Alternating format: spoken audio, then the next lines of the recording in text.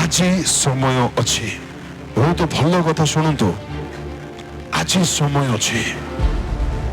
ଆଜି ଯଦି ଆପଣ ବଞ୍ଚିଛନ୍ତି ଅର୍ଥାତ୍ ଆଜି ବି ଆପଣଙ୍କ ପାଖରେ ଆଶା ଅଛି। ଆଜି ଯଦି କ୍ଷମା ମାଗିବେ, ପ୍ରଭୁ ମୁଁ ଭୁଲ କରିଯାଇଛି, ପ୍ରଭୁ ମତେ ପ୍ଲିଜ କ୍ଷମା ଦିଅ ପ୍ରଭୁ, ତାଙ୍କ ରକ୍ତ ଆଜି ଅଛି। ପରମେଶ୍ୱର ଚାହାନ୍ତି ଆପଣଙ୍କୁ ମୁକ୍ତି ଦେବେ। ସେ ଆପଣ ଚାହୁଁଛନ୍ତି କି? ଯଦି ଲାଗୁଛି ମୋ ଚିନ୍ତାରେ ରହିଯାଇଛି ବୋଲି, ପ୍ରଭୁଙ୍କୁ କୁହନ୍ତୁ ବାବା ମୋର ବିଶ୍ୱାସ ବଢାଇ ଦିଅ, ମୁଁ ଚିନ୍ତାରେ ରହିବାକୁ ଚାହୁଁନି ପ୍ରଭୁ।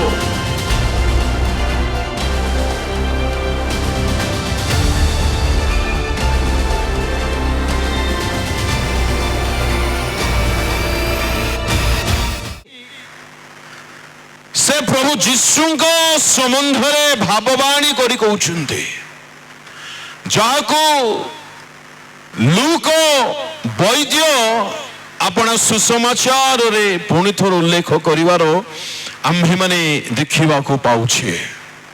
କେହି ପଢି ଟିକେ ସାହାଯ୍ୟ କରିବେ? ଲୁକ ରଚିତ ସୁସମାଚାର 4 ଅଧ୍ୟାୟ 18 ଏବଂ 19 ପଦ।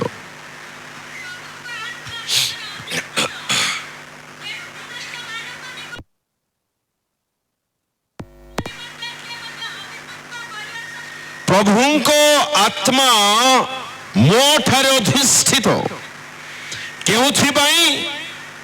ଦିନହୀନ ମାନଙ୍କ ନିକଟରେ ସୁସମାଚାର ପ୍ରଚାର କରିବା ନିମନ୍ତେ, ପୁଣି ବନ୍ଦୀ ମାନଙ୍କ ନିକଟରେ ମୁକ୍ତି, ହଁ ହଁ ହଁ ହଁ ମହାମହିମ ପରମେଶ୍ୱର ଆପଣର ଏକମାତ୍ର ପୁତ୍ର ପ୍ରଭୁ ଯୀଶୁଙ୍କୁ ଧରାପୃଷ୍ଠକୁ ପ୍ରେରଣ କଲେ। ଆଉ ପ୍ରେରଣ କରିବା ପରେ ସେ କହୁଛନ୍ତି, ପ୍ରେରିତ ହେବା ପରେ ତାଙ୍କ ଆତ୍ମା ପ୍ରଭୁ ଯୀଶୁଙ୍କ ଠାରେ ଅଧିଷ୍ଠିତ ହେଲା। ଅଧିଷ୍ଠିତ ହେବା ପଛରେ ଅନେକ କାରଣ ଅଛି। ଏକ ମୁଖ୍ୟ କାରଣ ହେଉଛି ସେ ଗ୍ରାହ୍ୟ ବର୍ଷ ଅଥବା ନୂତନ ନିୟମ ଅନୁସାରେ ଅନୁଗ୍ରହର ବର୍ଷ। ଯଦି ଆମ୍ଭେମାନେ ଏହାର ମୂଳକୁ ଯିବା, ପରମେଶ୍ୱର ଆପଣର ମହାନ ଭାବବାଦୀ ମୋଶାଙ୍କ ଦ୍ୱାରା ଜଣାଇଲେ ଲେବୀୟ ପୁସ୍ତକରେ ଜୋବେଲ ଉତ୍ସବ। ତେବେ ଏହି ବର୍ଷକୁ ସେ କାହିଁକି ନିରୂପଣ କରିଲେ? ପ୍ରଭୁଙ୍କ ଲୋକମାନେ ଏହି ବର୍ଷକୁ ନିରୂପଣ କରିବା ପଛରେ ଏକ ବିଶେଷ ଚିନ୍ତା, ଏକ ବିଶେଷ ଉଦ୍ଦେଶ୍ୟ ପରମେଶ୍ୱରଙ୍କର ରହିଅଛି। କଣ ଘୋଷଣା ସେ କରୁଛନ୍ତି? ମୁକ୍ତି। ହାଲେଲୁୟା। ପ୍ରଭୁଙ୍କ ମହାନ ଦାସ ବେନିହିନ ଏପରି କହନ୍ତି, ଈଶ୍ୱରଙ୍କ ସେବାରେ, ବାକ୍ୟର ସେବାରେ ଯଦି ବହୁତ ତ ନୁହଁ, ପ୍ରଥମ ସ୍ଥାନ, ପ୍ରଥମେ ଯେ ବହୁତ ହେଲ୍ପ କରନ୍ତି ସେ ଅଟନ୍ତି ପବିତ୍ର ଆତ୍ମା, ଯିଏକି ସବୁ ଭାର ବୋଝକୁ ବହନ କରନ୍ତି। ତାପରେ ପରେ ସେ କହନ୍ତି ଦ୍ୱିତୀୟରେ, ଆଉ ତାହା କହିବେ ନାହିଁ, ଯାହାର କର୍ଣ୍ଣ ଅଛି ସେ ନ ଶୁଣିକି ବୁଝ। ହାଲେଲୁୟା, ପ୍ରେଜ୍ ଦ ଲର୍ଡ। ଏଣୁ ବହୁତ ଧ୍ୟାନ ଦେବା ଦରକାର ଏ ସମସ୍ତ ବିଷୟ ନିମନ୍ତେ। କହିଲା ବେଳକୁ ହୃଦୟ ଭିତରେ ପଶି ଯାଉଥିବାର ଅଛି। ତେବେ ଟିକେ ଆମର ଭାଷାରେ କହିଲେ ହାୟ ଲାଗିଲା ବୋଲବା ନାଇଁ କି?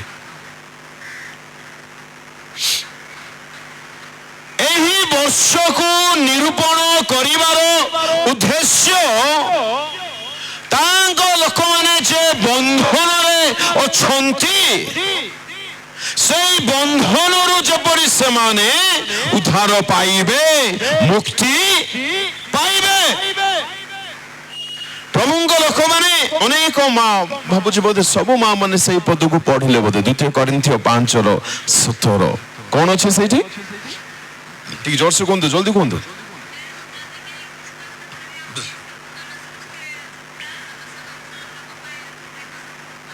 ବଢିଆ, ଆପଣ ପାଳିକ ମା, क्या बात है। पाळक बाबूଙ୍କ ଜୀବନ ଧନ୍ୟ। Where is Palak babu? Hallelujah. ଆପଣଙ୍କୁ ଦେଖାଇ ବହୁତ ଆନନ୍ଦିତ। ଶୈଳଙ୍ଗରେ ଦେଖାଇଥିଲା, ରାଇଟ୍? ଆପଣ ଏତେ ସୁନ୍ଦର କେମିତି ଆଜ୍ଞା? ହାଲେଲୁୟା।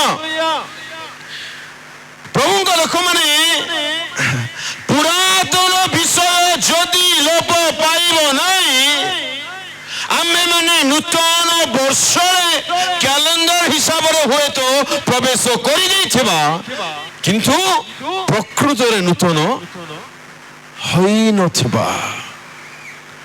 ଆପଣ ଯଦି ବନ୍ଧନରେ ଅଛନ୍ତି, ଆପଣ 2026 ଜାନୁଆରୀ 1-2ରେ ହୁଏତ ପ୍ରବେଶ କରିଥିବେ, କିନ୍ତୁ ବନ୍ଧନ ମୁକ୍ତ ହୋଇନଥିବେ। ପରମେଶ୍ୱରଙ୍କ ଏକାନ୍ତ ବାଞ୍ଛା ବୁଝନ୍ତୁ ଦୟାକରି ପ୍ରଭୁଙ୍କ ଲୋକମାନେ, ଆମେମାନେ ସମସ୍ତ ବିଷୟକୁ ନୂଆରେ ଦେଖିବା ପାଇଁ ଚାହୁଁଛେ, ନୂଆ ଅନୁଭୂତି ଗୁଡାକ ପାଇବା ପାଇଁ ଚାହୁଁଛେ, ତାହା ଭଲ। କିନ୍ତୁ ଯାହା ଆମ୍ଭମାନଙ୍କର ନୂଆ ହେବା ଦରକାର, ତାହା ଯେ ନୂଆ ହେଉ, ଏହା ଆମ୍ଭେମାନେ କେତେ ଭାବି ପାରିଛେ, କେତେ ଆଶା କରିଛେ। ଏକ ବ୍ୟକ୍ତି ଯଦି ବନ୍ଧନରେ ରହିଛନ୍ତି, ତାଠୁ ବଡ ଦୁର୍ଦ୍ଦଶା ଆଉ କଣ?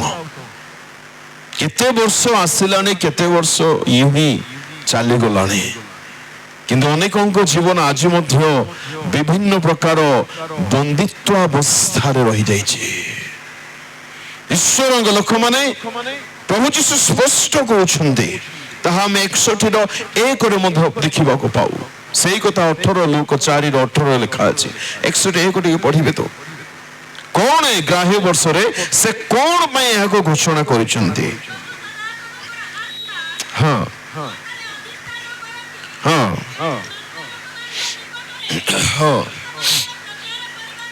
ହଁ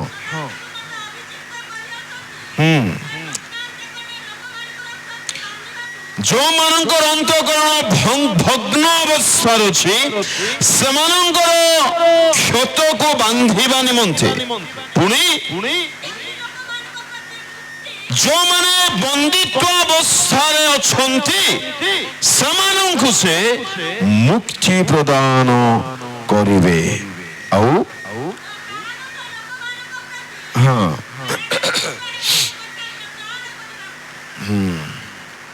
ଏହାକୁ କୁହାଯାଏ ଗ୍ରାହ୍ୟ ବର୍ଷ। ବହୁତ କଷ୍ଟ ଲାଗେ ଲୋକମାନଙ୍କ ଜୀବନକୁ ନିକଟରୁ ଦେଖିବା ବେଳେ।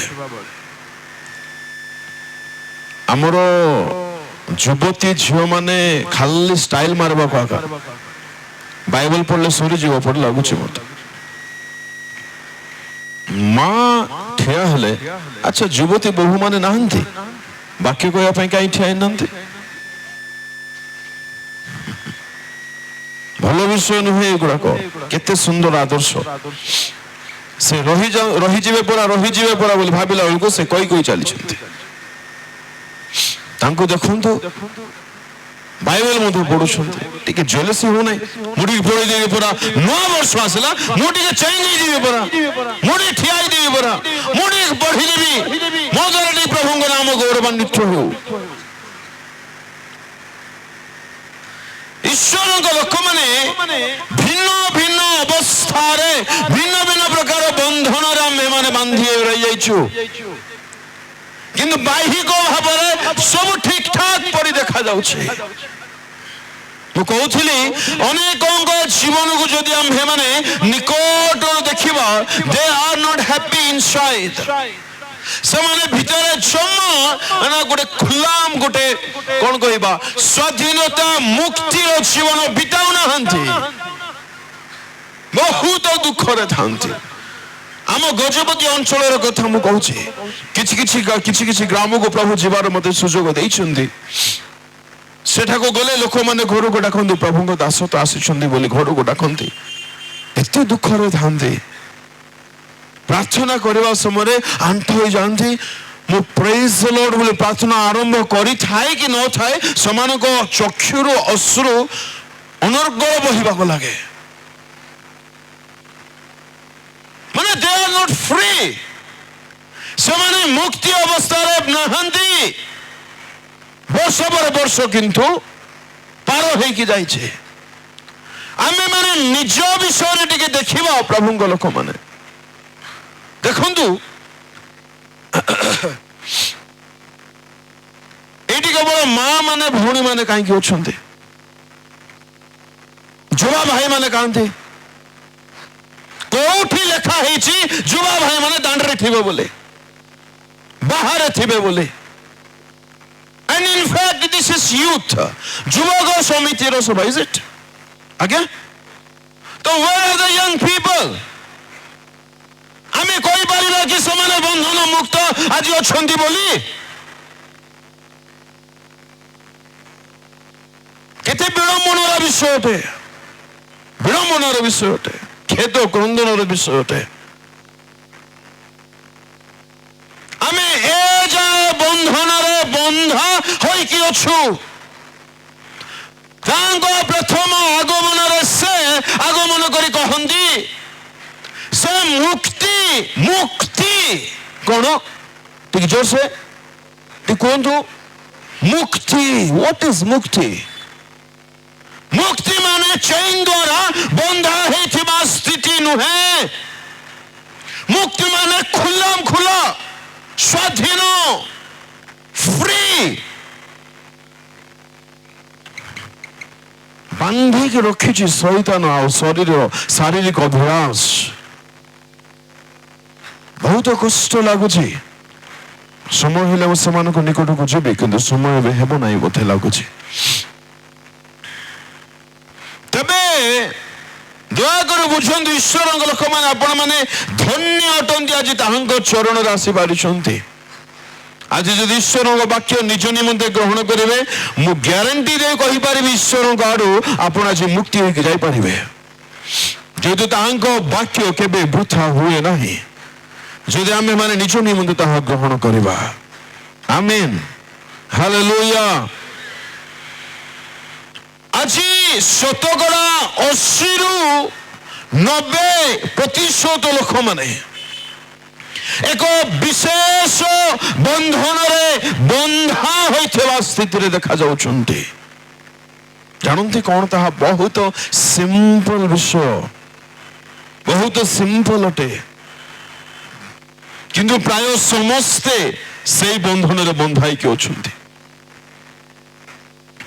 से बंधन नाम होछि चिंता आपण छोट छुआ मान को देखंतु केबा युवक युवती मान कथा देखंतु केबा बड़ लोक मान कथा देखंतु समस्ते सकाळ उठू उठू गालरे हाथ दियंती आपण गरीब लोक मान कथा देखंतु कि मध्यवित्त परिवार लोकन कथा देखंतु केबा धनवान लोकन कथा देखंतु यांको पाखरे किछि नाही बोली ए माने चिंतित तांको पाखरे टिके अधिक हे बोली से माने चिंतित आ जा पाखरे बेसी अछि कोठी रखिबो बोली तांके चिंतित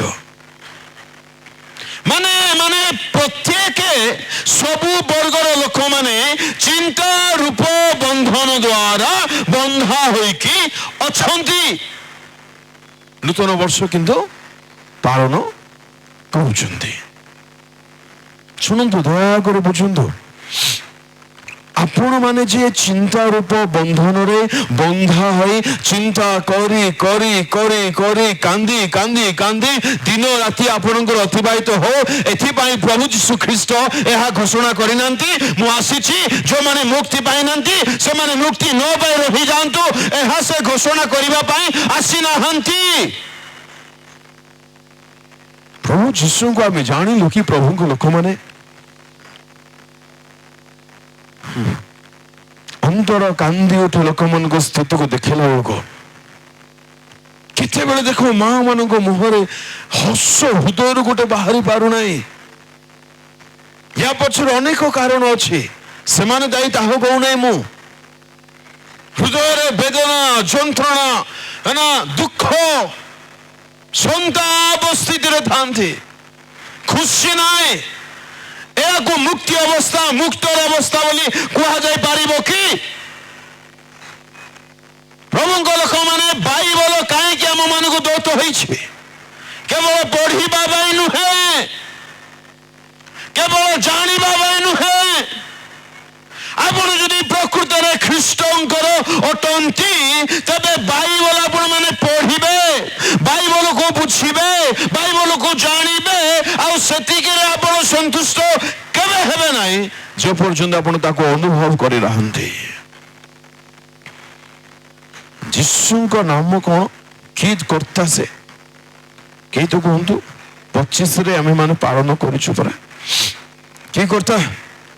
ପରିତ୍ରାଣ କର୍ତ୍ତା, ତ୍ରାଣ କର୍ତ୍ତା। ଆଉ ସେ ପରିତ୍ରାଣ ଉଦ୍ଧାର କରିବା ପାଇଁ ଆସିଥିଲେ। ଏହା ସେ ଘୋଷଣା କରୁଛନ୍ତି, ଯାହାଙ୍କ ସମ୍ବନ୍ଧରେ ଭାବବାଦୀ ଯିଶାୟ ପୂର୍ବଭାସ କରିଛନ୍ତି, ଭାବବାଣୀ କରିଛନ୍ତି। ଓହୋ, କାଶ ଆପଣ ମାନେ ବୁଝିଥାନ୍ତେ। ଏଠାରେ କିଏ ଶିକ୍ଷକ ଅଛନ୍ତି? ଏନିୱନ୍ ଟିଚର ହିୟର? ଶିକ୍ଷକ ରିଟାୟାର୍ଡ ହଉ କି ଏବେ ହଉ? ଆଜ୍ଞା, ଏକ ଶିକ୍ଷକଙ୍କର କାର୍ଯ୍ୟ ଶିକ୍ଷା ଦେବା ନା ଆଉ କଣ କରିବା? ଆଚ୍ଛା, ଥ୍ୟାଙ୍କ ୟୁ ସୋ ମଚ୍। ଏକ ଶିକ୍ଷକ ସେ ଶିକ୍ଷା ଦେବେ, ଏକ ଡାକ୍ତର ଚିକିତ୍ସା କାର୍ଯ୍ୟ କରିବେ, ଏକ ପୋଲିସ କର୍ମଚାରୀ ସୁରକ୍ଷାର କାର୍ଯ୍ୟ କରିବେ। ଯଦି ଡାକ୍ତର ବୋଲି କୁହାଉଛନ୍ତି, ବୋଲାଉଛନ୍ତି, କିନ୍ତୁ ଚିକିତ୍ସା କାର୍ଯ୍ୟ କିଛି କରୁନାହାନ୍ତି, ତେବେ ସେ ଡାକ୍ତର କି? ଆଜ୍ଞା ନାଇଁ। ଠିକ ସେହିପରି ଯଦି, ଶୁଣନ୍ତୁ ଧ୍ୟାନରେ, ଯଦି ଆପଣ ଯୀଶୁଙ୍କୁ ତ୍ରାଣକର୍ତ୍ତା ବୋଲି ଜାଣିଛନ୍ତି, ମତେ ଉତ୍ତର ଦିଅନ୍ତୁ, କେଉଁ ବିଷୟରେ ସେ ଆଜି ଆପଣଙ୍କୁ ଉଦ୍ଧାର କରିଛନ୍ତି? ଜାଣନ୍ତି ଆମେ କୋଉଠି ରହିଯାଇଛୁ? ଆମେ କେବଳ ତାଙ୍କ ନାମ ଗୁଡାକ ଜାଣି ଖୁସି। ପ୍ରଭୁ କିଏ ବୋଲେ ଆମ ପାଖରେ 1000ଟା ରେଫରେନ୍ସ ଥିବ, କିଛି ଲାଭ ନାହିଁ। ଆମେ ମୁକ୍ତି ପ୍ରାପ୍ତ ହେଲୁ କି? ମୁକ୍ତି ପାଇଲୁ କି ବନ୍ଧନରୁ? ଯାହା ସେ ଘୋଷଣା କରିବା ପାଇଁ ଆସୁଛନ୍ତି। ଆରେ ସେ ତାଙ୍କ ନାମ ତ୍ରାଣକର୍ତ୍ତା ଅଟେ, ଉଦ୍ଧାର କରିବେ ସେ। ଏହା ସେ ଘୋଷଣା କରିଛନ୍ତି। ଉଦ୍ଧାର ପାଇଲି କି ମୁଁ?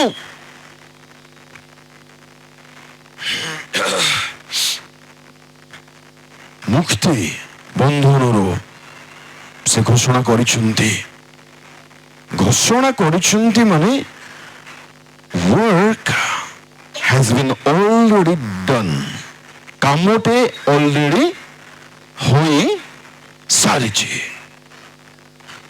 ମୁକ୍ତି ଯଦି already ଘୋଷଣା ହୋଇଯାଇଛି, ତା ବାଦେ ବି ଯଦି ମୁଁ ଚିନ୍ତାର ବନ୍ଧନରେ ଏବେ ବନ୍ଧା ହୋଇକି ଅଛି, ତେବେ ତ୍ରାଣକର୍ତ୍ତାଙ୍କୁ ମୁଁ ଯେପରି ବୁଝିବା କଥା, ଯେପରି ଜାଣିବା କଥା, ସେପରି ଜାଣିପାରିଲି କି ନାଇଁ? ডিসেম্বর 25-24 রাতি সারা নাচিলে আমি উদ্ধার পাইছু, তার কিছু গ্যারান্টি কিছু নাই। আমার মা বাপা মানে দুঃখরে এ পুଅ ঝিଅ ମାନଙ୍କୁ বঢ়େলা বেଳକୁ এମାନେ কোন বলি মাগুନ୍ତି আজ্ঞা মা বাপা ମାନଙ୍କୁ পয়সা মানে ନ ଦେଲେ କେହି ତ କୁହନ୍ତୁ। ବହୁତ କଥା ଅଛି, କୁଆଡେ ଛୁଇଁବି କୁଆଡେ କାଟିବି ଭାବୁଛି ମୁଁ। ସଞ୍ଜ ବି ହେଲାଣି, ଆପଣ ମାନେ ଭୋକରେ ହୋଇତ ଥିବେ। ହଉ, ବହୁତ କଷ୍ଟ ଲାଗେ। ଯାହାରିକୁ ମଧ୍ୟ ଦେଖନ୍ତୁ ଚିନ୍ତାରେ ଅଛନ୍ତି।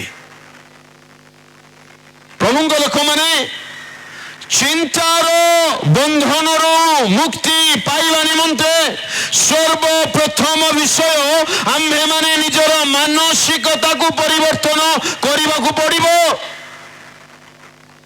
ଟିକେ କଥା ହଉଛନ୍ତି ଦେଖନ୍ତୁ ଛୁଆମାନେ, ଟିକେ ଆମେ ଆଇବଙ୍କ ସମ୍ବନ୍ଧରେ ଚିନ୍ତା କରିବା। ତାଙ୍କର ଧନ ସମ୍ପତ୍ତି କେତେ ଥିଲା ଆଜ୍ଞା? ପଢନ୍ତୁ ଜଲ୍ଦି 1-2।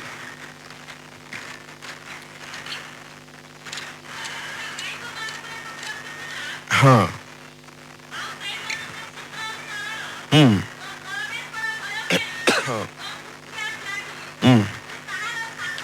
7ଟି ପୁତ୍ର। ହଁ,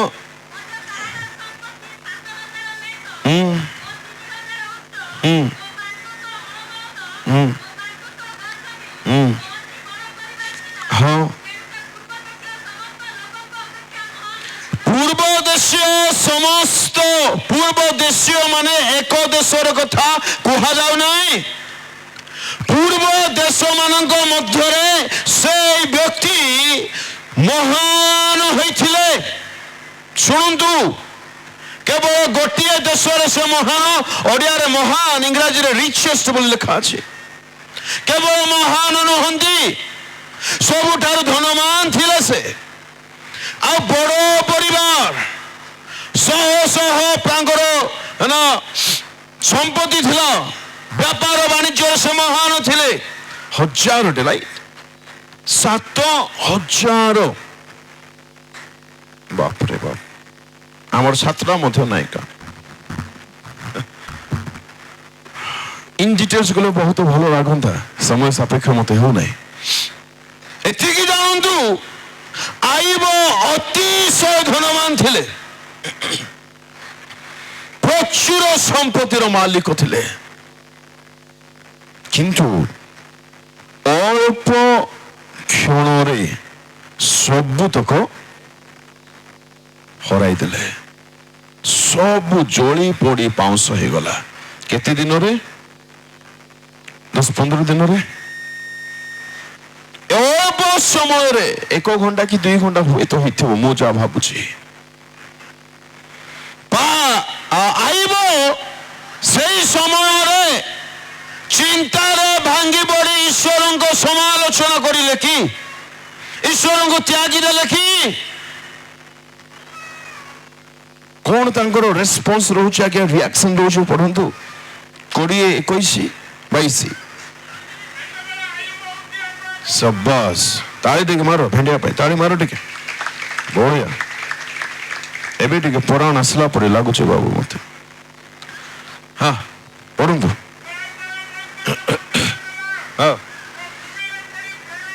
ଭୂମିରେ ପଡ଼ି ପ୍ରଣାମ କଲା ଲେଖା ଅଛି, ଇଂରାଜୀରେ worship। ଭେରି ଗୁଡ୍, ପଢନ୍ତୁ। ହଁ,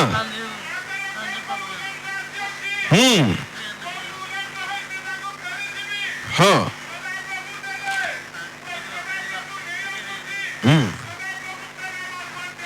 ଏହି ସବୁରେ ଆଇବ ମନ ଇଚ୍ଛା ପାପ କଲା। ନାହିଁ, କରିନାହାନ୍ତି। କି କଥା? ଗିର୍ଜା ଛାଡ଼ିଦେବା କଥା ଥିଲା ତାକୁ, କରିନାହାନ୍ତି ପାପ। କାହିଁକି? ଶୁଣନ୍ତୁ, ପ୍ରଭୁଙ୍କ ଲୋକମାନେ ଆଇବ ଏଠାରେ, ଆମେ ଟିକେ ଆଇବଙ୍କ ସ୍ଥାନରେ ରହିବା। ଗୋଟେ ବେଳା ପେଟ ବ୍ୟଥା ହେଲା କି ନାଇଁ, ବଉଲ କଣ ବାହାରୁଛି ଆମ ପାଟିରୁ, ଜିହ୍ୱାରୁ ଆଉ ରକ୍ଷା ନାହିଁ। କେବଳ ଏତିକି ନୁହେଁ, ଆଉ ଭୟଙ୍କର ପଞ୍ଜରା ହାଡ଼ ମିଳିଛି ତାକୁ। କଣ କହୁଛି ସେ ପୁଣି? ଏ ଯେ ତୁମେ ଆପଣର ସରଳତା ଦୃଢ଼ କରି ଧରି ରଖିଛ, ପରମେଶ୍ୱରଙ୍କୁ ପରିତ୍ୟାଗ କରି। ପ୍ରଭୁ ଧନ୍ୟ ଆଜ୍ଞା, ଆପଣ ସେମିତି ଲୋକ ମିଳିନାହାନ୍ତି। ଟିକେ ମ୍ୟାଡମ ପାଇଁ ତାଳି ଟିକେ ମାରନ୍ତୁ। ଯେଉଁମାନେ ମାରିନାହାନ୍ତି ମ୍ୟାଡାମ, ସେମାନେ ଈର୍ଷା ହେଇକି ମାରିନାହାନ୍ତି। ହଁ,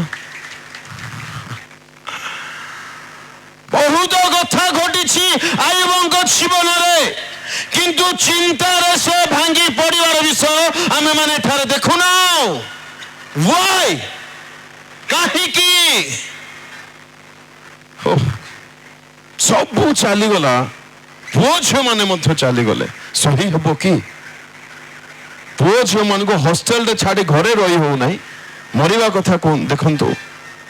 ଆଇବ କଣ କହୁଛନ୍ତି ସେଇଠି, ଆମେମାନେ କେବଳ କଣ ଈଶ୍ୱରଙ୍କ ଠାରୁ ମଙ୍ଗଳ ହିଁ ଗ୍ରହଣ କରିବା, ଆଉ ଅମଙ୍ଗଳ କଣ ଗ୍ରହଣ କରିବା ନାହିଁ? ଆଉ ଜ୍ୱର ବେମାର କଣ ଆମକୁ ହେବ ନାହିଁ? ଅଭାବ କଣ ଆମକୁ ହେବ ନାହିଁ? ଆରେ ତାଙ୍କର ପୁରା ହକ୍ ଅଛି, ତାଙ୍କେ ଯାହା ଇଚ୍ଛା ଆମ ଜୀବନରେ ତାହା କରନ୍ତୁ। ସେ ଯାହା ଦେଲେ ମଧ୍ୟ ସେ ମଙ୍ଗଳମୟ ଅଟନ୍ତି, ଯାହା ନେଇଗଲେ ମଧ୍ୟ ସେ ମଙ୍ଗଳମୟ ଅଟନ୍ତି। ଧନ୍ୟ ସଦା ପ୍ରଭୁଙ୍କର ନାମ।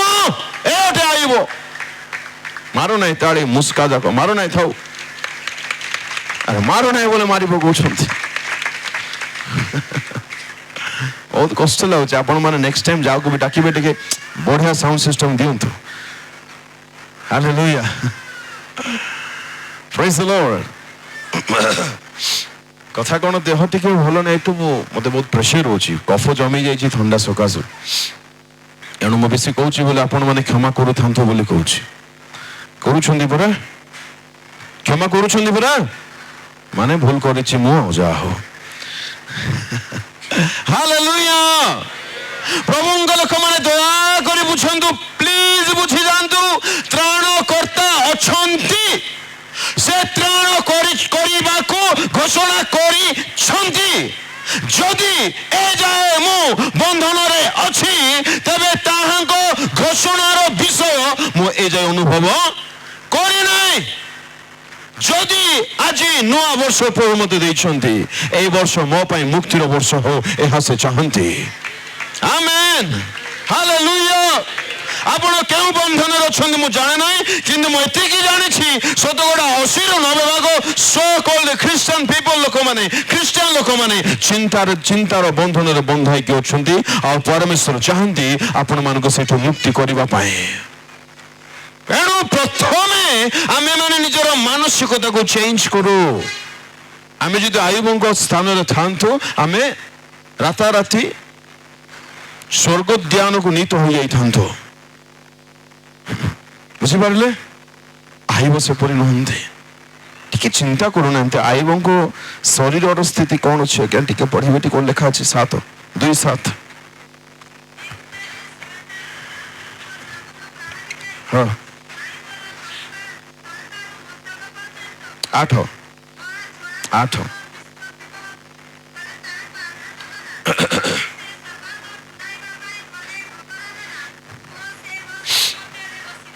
ସର୍ବାଙ୍ଗ ମାନେ କୋଉ ଅଙ୍ଗ ଖାଲି ନାହିଁ। ତାପରେ ମଧ୍ୟ ସେ ବ୍ୟକ୍ତି କହୁଛନ୍ତି, ଆରେ ପରମେଶ୍ୱର କଣ ମଙ୍ଗଳ କରନ୍ତି ନାହିଁ କି? କଣ ହୃଦୟ ଆଜ୍ଞା, ସର୍ବାଙ୍ଗ ଶରୀର ଅସୁସ୍ଥ। ମାନେ ଦେଶ ମାନଙ୍କ ମଧ୍ୟରେ ମହାନ ଯୋଉ ବ୍ୟକ୍ତି, ସେ ବର୍ତ୍ତମାନ କୋଉଠି ବସିଛନ୍ତି? ଓ ମାଇ ଗଡ୍,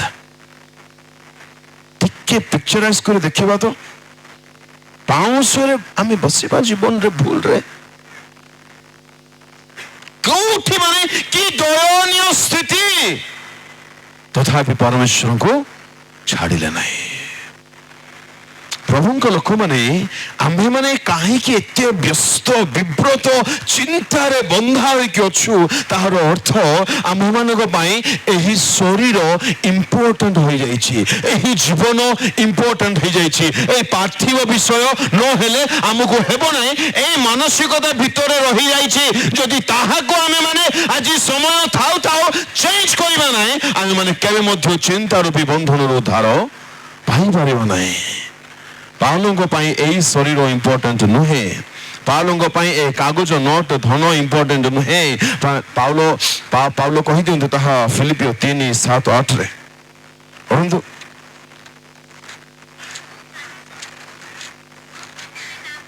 ଟିକେ ଜୋରସେ ପଢ ମା, ଜୋରସେ, ଉଚ୍ଚ ସ୍ୱରରେ।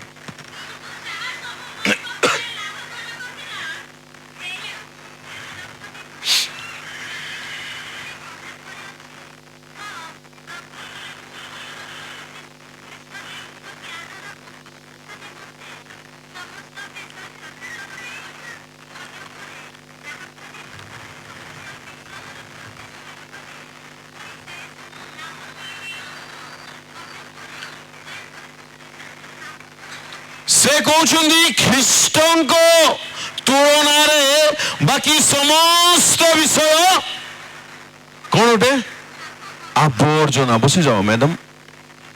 ବାକି ସମସ୍ତ ବିଷୟ କ୍ଷତି ଆବର୍ଜନା।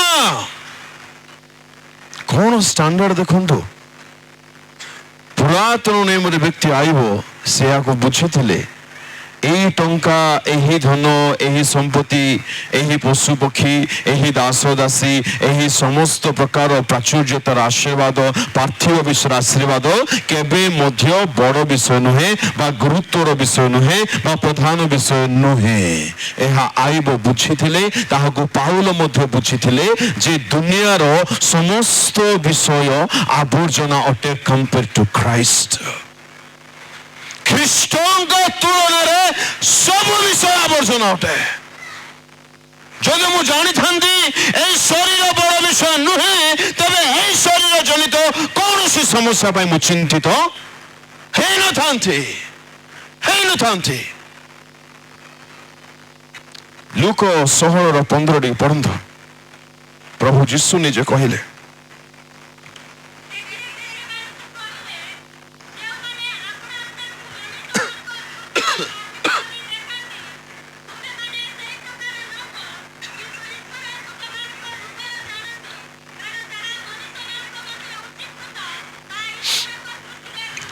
ଯାହା ମନୁଷ୍ୟ ମାନଙ୍କ ମଧ୍ୟରେ ଉଚ୍ଚୀକୃତ ହାଇଲି ଏଷ୍ଟିମ୍ଡ, ଯେଉଁ ବିଷୟ ଗୁଡ଼ିକ ମଣିଷ ମାନେ ଉଚ୍ଚ ବୋଲି ଭାବନ୍ତି, ଉଚ୍ଚ ଦୃଷ୍ଟିକୋଣରେ ଦେଖନ୍ତି, ତାହା ଈଶ୍ୱରଙ୍କ ଦୃଷ୍ଟିରେ ଘୃଣିତ। ଟିକେ ଭାବିବା ଦରକାର। ଭଲ କପଡ଼ା ନହେଲେ ହେବ ନାହିଁ, ଏହା କାହା ଦୃଷ୍ଟିରେ? ମନୁଷ୍ୟ। ଭଲ ଟଙ୍କା ନଥିଲେ ହେବ ନାହିଁ, ଭଲ ଅର୍ଜନ ନହେଲେ ହେବ ନାହିଁ, ଭଲ ଗାଡ଼ି ନହେଲେ ହେବ ନାହିଁ, ଭଲ ଘର ନହେଲେ ହେବ ନାହିଁ। ପ୍ରଭୁଙ୍କ ଲୋକମାନେ ଆମେ ମାନେ ସମୟ ଥାଉ ଥାଉ ବୁଝିବା ଦରକାର, ଗାଡ଼ି ଥାଉ କି ନଥାଉ, ଟଙ୍କା ଥାଉ କି ନଥାଉ, ସ୍ୱାସ୍ଥ୍ୟ ଥାଉ କି ନଥାଉ, କୌଣସି ଅର୍ଜନ ଥାଉ କି ନଥାଉ, ପାର୍ଥିବ ବିଷୟ ଥାଉ କି ନଥାଉ, ପରମେଶ୍ୱର ମଙ୍ଗଳମୟ ଅଟନ୍ତି। ସେ ଜାଣିଛନ୍ତି ଆବଶ୍ୟକତା, ଦେଲେ ପ୍ରେଜ୍ ଦ ଲର୍ଡ, ନ ଦେଲେ ହାଲେଲୁୟା। ଯାହା ସବୁଦିନ ନିମନ୍ତେ ରହିବ ନାହିଁ, ସେହି ବିଷୟ ନିମନ୍ତେ ଯଦି ଆମ୍ଭେମାନେ ଚିନ୍ତା କରି ରହିବା, ଆମ୍ଭେମାନେ ମୁକ୍ତି କେବେ ପାଇପାରିବା ନାହିଁ। କିଛି ଲୋକମାନଙ୍କର ବହୁତ ବଡ଼ ସମସ୍ୟା କଣ ଜାଣନ୍ତି? ସକାଳୁ ଉଠନ୍ତି, ପ୍ରାର୍ଥନା କରନ୍ତି, ପ୍ରାର୍ଥନାରେ ବସନ୍ତି, ଆଣ୍ଠୋଇ ପଡ଼ିଥାନ୍ତି। ଆଣ୍ଠୋଇବା ଠିକ, ପ୍ରାର୍ଥନା ମଧ୍ୟ ଚାଲୁଥାଏ। ଟିକେ ସମୟ ଗଲା ପରେ ସେ ପ୍ରାର୍ଥନା ମଧ୍ୟରେ ଚିନ୍ତାରେ ମାନେ ଅଲଗା ଟାୱାର କନେକ୍ସନ ହେଇଯାଇଥିବ। ଏମାନଙ୍କର ପଶ୍ଚର ପୋଜିସନ କିନ୍ତୁ ପ୍ରାର୍ଥନାରେ ଥିବ, ମନ ଚିନ୍ତାରେ। ଆପଣ ଚିନ୍ତା କରି କିଛି ପାଇନାହାନ୍ତି, ଦୟାକରି ବୁଝନ୍ତୁ। ପରମେଶ୍ୱର ଏହାକୁ ଘୋଷଣା କରିସାରିଛନ୍ତି, ମୁକ୍ତିକୁ ଘୋଷଣା କରିସାରିଛନ୍ତି। ଯଦି ଆମେ ମାନେ ଚିନ୍ତାରୁ ଏ ଯାଇ ମୁକ୍ତି ପାଇନାହୁଁ, ଆଜ୍ଞା ଚିନ୍ତା କରି ଭଲରେ ଶାସ୍ତ୍ର ଧ୍ୟାନ କରିହେବ? କହିବେ ତ? ଆପଣ ଚିନ୍ତା କରି କରି ପୁଅ ଝିଅ ମାନେ ପାଠ ଭଲରେ ପଢିପାରିବେ? ଚିନ୍ତା କରି କରି ପ୍ରିପେୟାର ହୋଇପାରିବେ ଜବ୍ ପାଇଁ? ଚିନ୍ତା କରି କରି ଆପଣ ବାକ୍ୟକୁ ଧ୍ୟାନ ମେଡିଟେଟ୍ କରିପାରିବେ? ଚିନ୍ତା କରି କରି ଆପଣ ପବିତ୍ର ହେଇପାରିବେ? କିଛି ହେଇପାରିବେ ନାହିଁ, କିଛି ଲାଭ ନାହିଁ। ଏଣୁ ମାଇଣ୍ଡ ସେଟ୍ ଚେଞ୍ଜ କରନ୍ତୁ। ଏହା ଚେଞ୍ଜ କରନ୍ତୁ ଯେ এই ଦୁନିଆ ଜଗତ ପାର୍ଥିବ ବିଷୟ ଗୁରୁତ୍ୱର ନୁହେଁ। এই ଶରୀର ବଡ଼ ନାହିଁ, ଆତ୍ମିକ ଶରୀର ଇମ୍ପୋର୍ଟାଣ୍ଟ ଅଟେ, ଆତ୍ମିକ ଜୀବନ ଇମ୍ପୋର୍ଟାଣ୍ଟ ଅଟେ। ଆଉ ଆମମାନଙ୍କ ଶୁଣନ୍ତୁ, ଦୟାକରି ବୁଝନ୍ତୁ, ଆପଣମାନଙ୍କର ଆବଶ୍ୟକ ପରମେଶ୍ୱର ଜାଣନ୍ତି ନା ନାହିଁ? ଟିକେ ଜୋରସେ ଜାଣନ୍ତୁ, ଧ୍ୟାନ ଦେବେ। ଆମର ଆବଶ୍ୟକ ପରମେଶ୍ୱର ଜାଣନ୍ତି 100%, ରାଇଟ୍? ଆଚ୍ଛା, ସେ ଦେବା ପାଇଁ ସକ୍ଷମ ନା ନାହିଁ? ଆବଶ୍ୟକ ମଧ୍ୟ ଜାଣନ୍ତି, ଦେବା ପାଇଁ ମଧ୍ୟ ସକ୍ଷମ ଅଟନ୍ତି। ତଥାପି ଯଦି ଦେଉ ନାହାନ୍ତି କିଛି କଥା ନାହିଁ।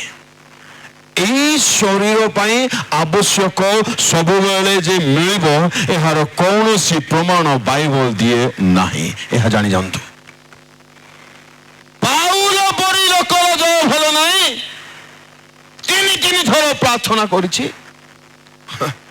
ପରମେଶ୍ୱର ଲାଷ୍ଟରେ କଣ କହିଲେ? ହେଲା ବାପା, ତୁ ତ 3 ଥର ଆଣ୍ଠେଇଲୁ, ଏବେ ତତେ ମୁଁ ସୁସ୍ଥ କରୁଛି। କହିଲେ କି ନାଇଁ, ଆମ୍ଭର ଅନୁଗ୍ରହ ତୁମ୍ଭ ନିମନ୍ତେ ତାହା ମୋର ବଳ ଅଟେ। ପ୍ରେଜ୍ ଦ ଲର୍ଡ, ହାଲେଲୁୟା। ପରମେଶ୍ୱରଙ୍କ ଅନୁଗ୍ରହକୁ ଯଦି ପାଇନଥାନ୍ତି ମାନେ ଏବେ ଶାନ୍ତିରେ ରେଷ୍ଟ କରି ଘରେ ଥାନ୍ତେ। 31 ରାତିରେ 1ରେ ମିଟିଂ ସରିଲା, 9ଟାରୁ 15 କିଲୋମିଟର ଦୂରରେ 1:30ରେ ଟ୍ରେନ୍ ଥିଲା। ପ୍ରବଳ ଥଣ୍ଡା, ତା ପୂର୍ବରୁ ଓପେନ୍ ମିଟିଂ ଥିଲା ଥଣ୍ଡା ସମୟରେ। ଦେଖ ପାଷ୍ଟର ଆଜ୍ଞା ତ ଯିବ ନାହିଁ ବୋଲେ କି ପାଷ୍ଟର ତମେ ଆଉ?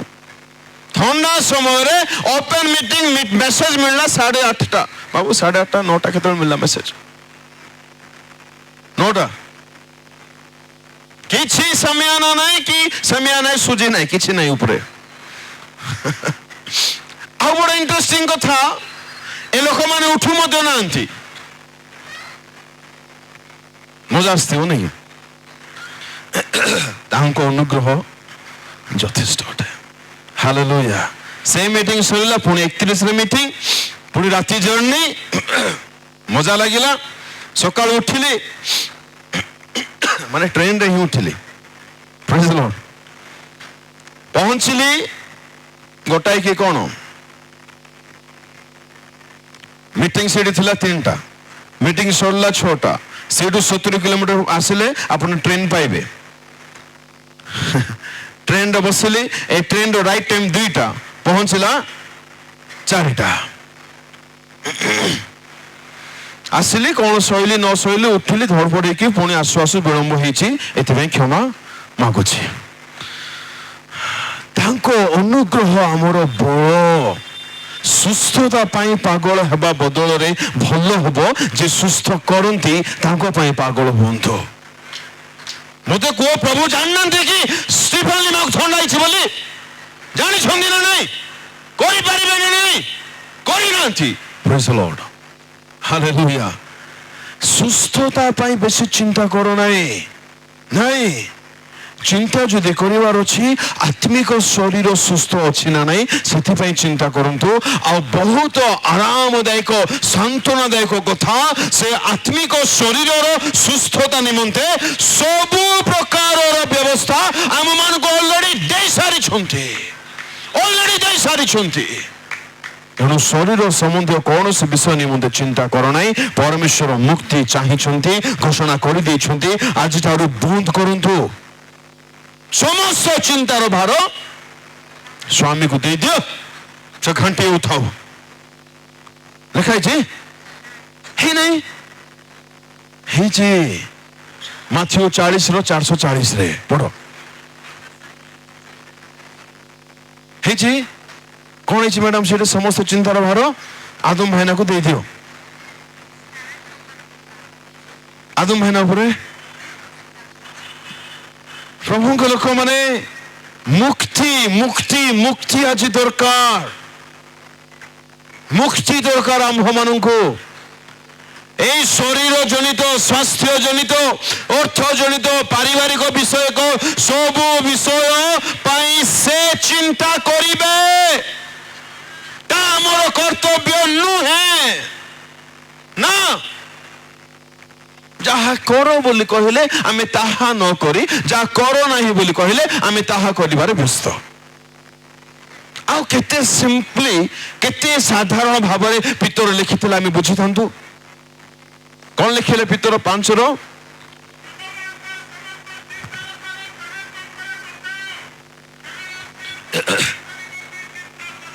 ତୁମର କେତେ ଚିନ୍ତା? ଉତ୍ତର ସମସ୍ତ। ସମସ୍ତ ମାନେ ସ୍ୱାମୀର, ସ୍ତ୍ରୀର, ପୁଅର, ଝିଅର, ବୋହୂର, ଜ୍ୱାଇଁର, ନାତିର, ନାତୁଣୀର, ସ୍ୱାସ୍ଥ୍ୟର, ଚାକିରିର, ବ୍ୟବସାୟର, ଭବିଷ୍ୟତ ଜୀବନର, ପରିବାରର, ମଣ୍ଡଳୀର, ଗୃହର ସବୁ ଚିନ୍ତାର ଭାର ନିଜର ମୁଣ୍ଡରେ ପକାଇ ଏମିତି ହେଇକି ବସିଥ। ଲେଖା ହେଇ ନାହିଁ? ହେଇଥିବ। ଆମକୁ ନେଇକି କଣ କହିବି ମୁଁ? ଆଜ୍ଞା, ଆପଣଙ୍କ ବାପା ମନେକର ନା ଅପର୍ଯ୍ୟାପ୍ତ ସମ୍ପତ୍ତିର ମାଲିକ। ଆପଣ ପଡ଼ୋଶୀ ଘରକୁ ଯାଇ ଆଜ୍ଞା 10 ଟଙ୍କା ଗୋଟେ ଦିଅ ଆଜ୍ଞା, ପ୍ଲିଜ ଆଜ୍ଞା 10 ଟଙ୍କା ଦିଅ ଆଜ୍ଞା, ଚାଉଳ ନାହିଁ ଆଜ୍ଞା, ଆମର ଭାଷାରେ ଭାତିଆ ଲେଦୁ କହିବା କି ଆମେ କହିପାରିବା? ଆରେ ଆମେ ପରମେଶ୍ୱରକୁ ଯେପରି ଜାଣିବା କଥା ସେପରି ଜାଣିନୁ। ପରମେଶ୍ୱର କଣ କରି ନ ପାରନ୍ତି? କଣ କରି ନ ପାରନ୍ତି? ପରମେଶ୍ୱର ସବୁ କରିପାରିବେ। ସେ ହେଉଛନ୍ତି ବାଇବଲର ପରମେଶ୍ୱର। ସବୁ। ସେ କିଛି ମଧ୍ୟ କରିପାରିବେ, ଆଉ କେତେବେଳେ ମଧ୍ୟ କରିପାରିବେ। ତାହାଙ୍କ ନିମନ୍ତେ କୌଣସି ବିଷୟ ଅସମ୍ଭବ ନାହିଁ। Nothing is impossible. Nothing. ଜାଣିଛୁ କି ଆମକୁ? ଆମେ ଅନୁଭୂତିରେ ଜାଣିଛୁ କି? ଚିନ୍ତାରୁ ବାହାରିବା ପାଇଁ ପ୍ରଥମ କଥା ନିଜର ମାଇଣ୍ଡ ସେଟ୍ କୁ, ପ୍ରାୟୋରିଟି କୁ ବଦଳାଇ ଦିଅନ୍ତୁ। ଏଇ ଶରୀର, ଏଇ ଜୀବନ, ଏଇ ପାର୍ଥିବ ବିଷୟ ଗୁରୁତ୍ୱର ନୁହେଁ। ତେବେ ଆପଣ ମାନେ ବହୁତ ହାଲୁକାର ଆରାମରେ ବଞ୍ଚି ପାରିବେ। କଣ ମିଳିଲେ ସେ ଦେଲେ, ମିଳିଲା। କିଛି ମିଳିଲା ନାହିଁ ସେ ଦେଇନାହାନ୍ତି, ମିଳିଲା ନାହିଁ। That's eat, simple. ଏତେ ସିମ୍ପଲ ଜୀବନକୁ ଆମେ ଏତେ ଜଟିଳ କାହିଁକି କରୁଛୁ ଆଜ୍ଞା? ପ୍ରେରିତରେ ଲେଖାଯାଏ 17:25 ଟିକେ ପଢିବେ ଟିକେ, ଜଲଦି ପଢନ୍ତୁ। ହଁ ହଁ ହଁ ହଁ। ସମସ୍ତ ପଦାର୍ଥ କିଏ ଦାନ କରନ୍ତି? ଉତ୍ତର ଟିକେ ଜୋର ସେ। ଆଚ୍ଛା, ବ୍ୟାଟେରୀ लो ହେଲା ନା କେମିତି ଛାଡ଼ିଦେବା କି? କହୁନାହାନ୍ତି ଯେ କୋଉମାନେ ଏଠି ନାହାନ୍ତି କହିବା ହାଲେଲୁୟା। ଆଜ୍ଞା କେମିତି ହେବି ମୁଁ ଏବେ? ଅଛନ୍ତି ନା ନାହାନ୍ତି? ଅଛନ୍ତି। ଶୁଣନ୍ତୁ, ଯୋଉମାନେ ବେଶୀ ଘଣ୍ଟା ଚକଟା ଆଳୁ ବାଇଗଣ ତିଅଣ ତରକାରୀ ପରେ ହେଇଥାଉଛ, ଧ୍ୟାନ ଦେଇକି ଶୁଣ। ସମସ୍ତ ପଦାର୍ଥ କିଏ ଦିଅନ୍ତି? ସଦାପ୍ରଭୁ। ଯଦି ଆମକୁ ଭାତ, ମାଂସ, ତରକାରୀ, ଡାଲି, ପରିବା ଘରେ ଦେଇଛନ୍ତି, ତେବେ କିଏ ଦେଇଛନ୍ତି? ଶୁଣ, ଯାହା ଘରେ ଯଦି ଅଭାବ ଅଛି, କିଛି ଆବଶ୍ୟକ ମିଳିନାହିଁ, ତେବେ କିଏ ଦେଇନାହାନ୍ତି? ହେଲେ ପରମେଶ୍ୱର ଦେଲେ ବି ମଙ୍ଗଳମୟ, ନ ଦେଲେ ବି। ହେଲେ କାହିଁକି ଚିନ୍ତା? చెప్పండి ఎందుకు చింత? କେମିତି ହେଇଛି? ତେଲୁଗୁ ବଢିଆ ହେଇଛି ତ? ଆରେ ଟିକେ ଟିକେ ହସୁ ବି ଥାଉ ୟାର, ଏଡେ ଗୋଲ ଗୋଲ ଯେ ପ୍ରଭୁ। ହାଲେଲୁୟା। ଭାଇ ଭଉଣୀ ମାନେ, ଈଶ୍ୱରଙ୍କ ବେଦୀରେ ଅତି ବିନମ୍ରତା ସହିତ ମୁଁ କହିପାରିବି, ତାଙ୍କୁ ଜାଣିଲି ଯେ ସେ ମଙ୍ଗଳମୟ, ଏଥିପାଇଁ ମୁଁ କେବେ ଚିନ୍ତାରେ ରୁହେ ନାହିଁ, କେବେ ନାହିଁ। ସ୍ୱାସ୍ଥ୍ୟ କାର୍ଡଟା ମୋର ବାପାଟା, ତାଙ୍କଟା ସେ ବୁଝିବେ। ଥଣ୍ଡା ହେଲେ ତାଙ୍କଟା, ଲୋସମ ହେଲେ ତାଙ୍କଟା, କାଶ ହେଲେ ତାଙ୍କଟା, ଜୋର ଦୁଃଖ ହେଲେ ତାଙ୍କେ ବୁଝିବେ ନା, ମତେ କାହିଁକି टेंशन? इतना समझ तो होना चाहिए भाई हमको। मते टंका दरकार, देवा लोक किए? प्रभु। देले प्राइज लॉर्ड, न देले नहीं। सिंपल फंडा को आपणंतु, किछि लाभ हेबो नहीं चिंता करे। मते कोन तो चिंता करे किछि पाइले कि? पाइले किछि भी तो काई चिंता?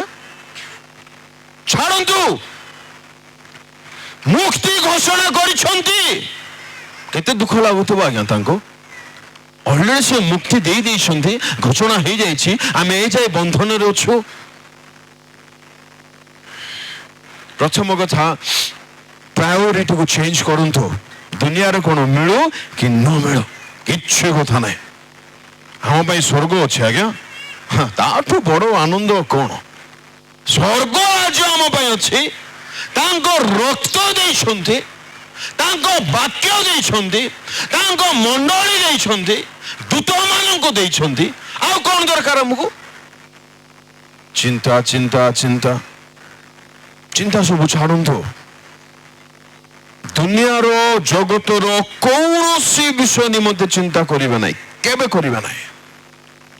ଦେବା ଲୋକ ଜାଣିଛନ୍ତି କ'ଣ ଦରକାର, ସେ ଦେଲେ ଠିକ ଅଛି, ନ ଦେଲେ ବି ଠିକ ଅଛି। ପ୍ରେଜ୍ ଦ ଲର୍ଡ। ପ୍ରଥମ କଥା, ଚିନ୍ତାରୁ ବାହାରିବା ପାଇଁ ନିଜର ମାନସିକତାକୁ ବଦଳାଇ ଦିଅନ୍ତୁ। କ'ଣ ବୋଲି ବଦଳାଇବେ? এই ପାର୍ଥିବ ପୃଥିବୀ ସମ୍ବନ୍ଧୀୟ ବିଷୟ ଗୁଡ଼ିକ ଇମ୍ପୋର୍ଟାଣ୍ଟ ନୁହେଁ, ନୁହେଁ। ତାହା ମିଳିଲେ ଓକେ, ନ ମିଳିଲେ ବି ଓକେ। ତିମୋଥୀଙ୍କୁ ପାଉଲ କହିଲେ ନା, ଅନ୍ନ ଆଉ ବସ୍ତ୍ର ଥିଲେ ଯଥେଷ୍ଟ। ନାହିଁ କି ଆମ ପାଖରେ? କୋଉ ମା ଏଠି କହିପାରିବେ ଆଜ୍ଞା ମୋର ଏଡେ ବଡ଼ ଗଡରେଜରେ ଗୋଟିକିଆ ଆକା ଶାଢ଼ୀ ଅଛି ଆଜ୍ଞା? କହିପାରିବେ କି? କେହି କହିପାରିବେ? କୋଉ ଭାଇନା କହିପାରିବ ଆଜ୍ଞା ଗୋଟେ ଆକା ସାର୍ଟୁ ଅଛି ମୋ ପାଖରେ? କହିପାରିବେ? ଆରେ ବାଇବଲକୁ ପଢିଲେ ହେବ ନାହିଁ। ନିଜ ପାଇଁ ବୁଝନ୍ତୁ, ନିଜ ପାଇଁ ଗ୍ରହଣ କରନ୍ତୁ। ପରମେଶ୍ୱର ଆମର ଆବଶ୍ୟକ ଯଥେଷ୍ଟ ଠାରୁ ଅଧିକ ଦେଇଛନ୍ତି, ଅଧିକ ଦେଇଛନ୍ତି। ଆମେ ଅଯଥା ଆପଣମାନେ କଥା ହଉଥିବେ ନା, ମୁଁ ହେବି ନା, ମୋତେ ଜଣା ପଡୁନାହିଁ। ହାଲେଲୁୟା। ପ୍ରଥମ ବିଷୟ, ଚିନ୍ତା ରୂପ ବନ୍ଧନରୁ ମୁକ୍ତି ପାଇବା ନିମନ୍ତେ ପ୍ରାୟୋରିଟିକୁ, ମାଇଣ୍ଡସେଟକୁ ବଦଳାଇ ଦେଉ। ଦ୍ୱିତୀୟ କଥା, କେଉଁ ବିଷୟ, କେଉଁ ଲୋକମାନେ ବହୁତ ଚିନ୍ତାରେ ରୁହନ୍ତି? ଯେଉଁମାନଙ୍କର ବିଶ୍ୱାସ ଅଳ୍ପ ଥାଏ, ଯେଉଁମାନେ ଭୀରୁ ଅଟନ୍ତି। ମାର୍କ 4:37 ପଢନ୍ତୁ।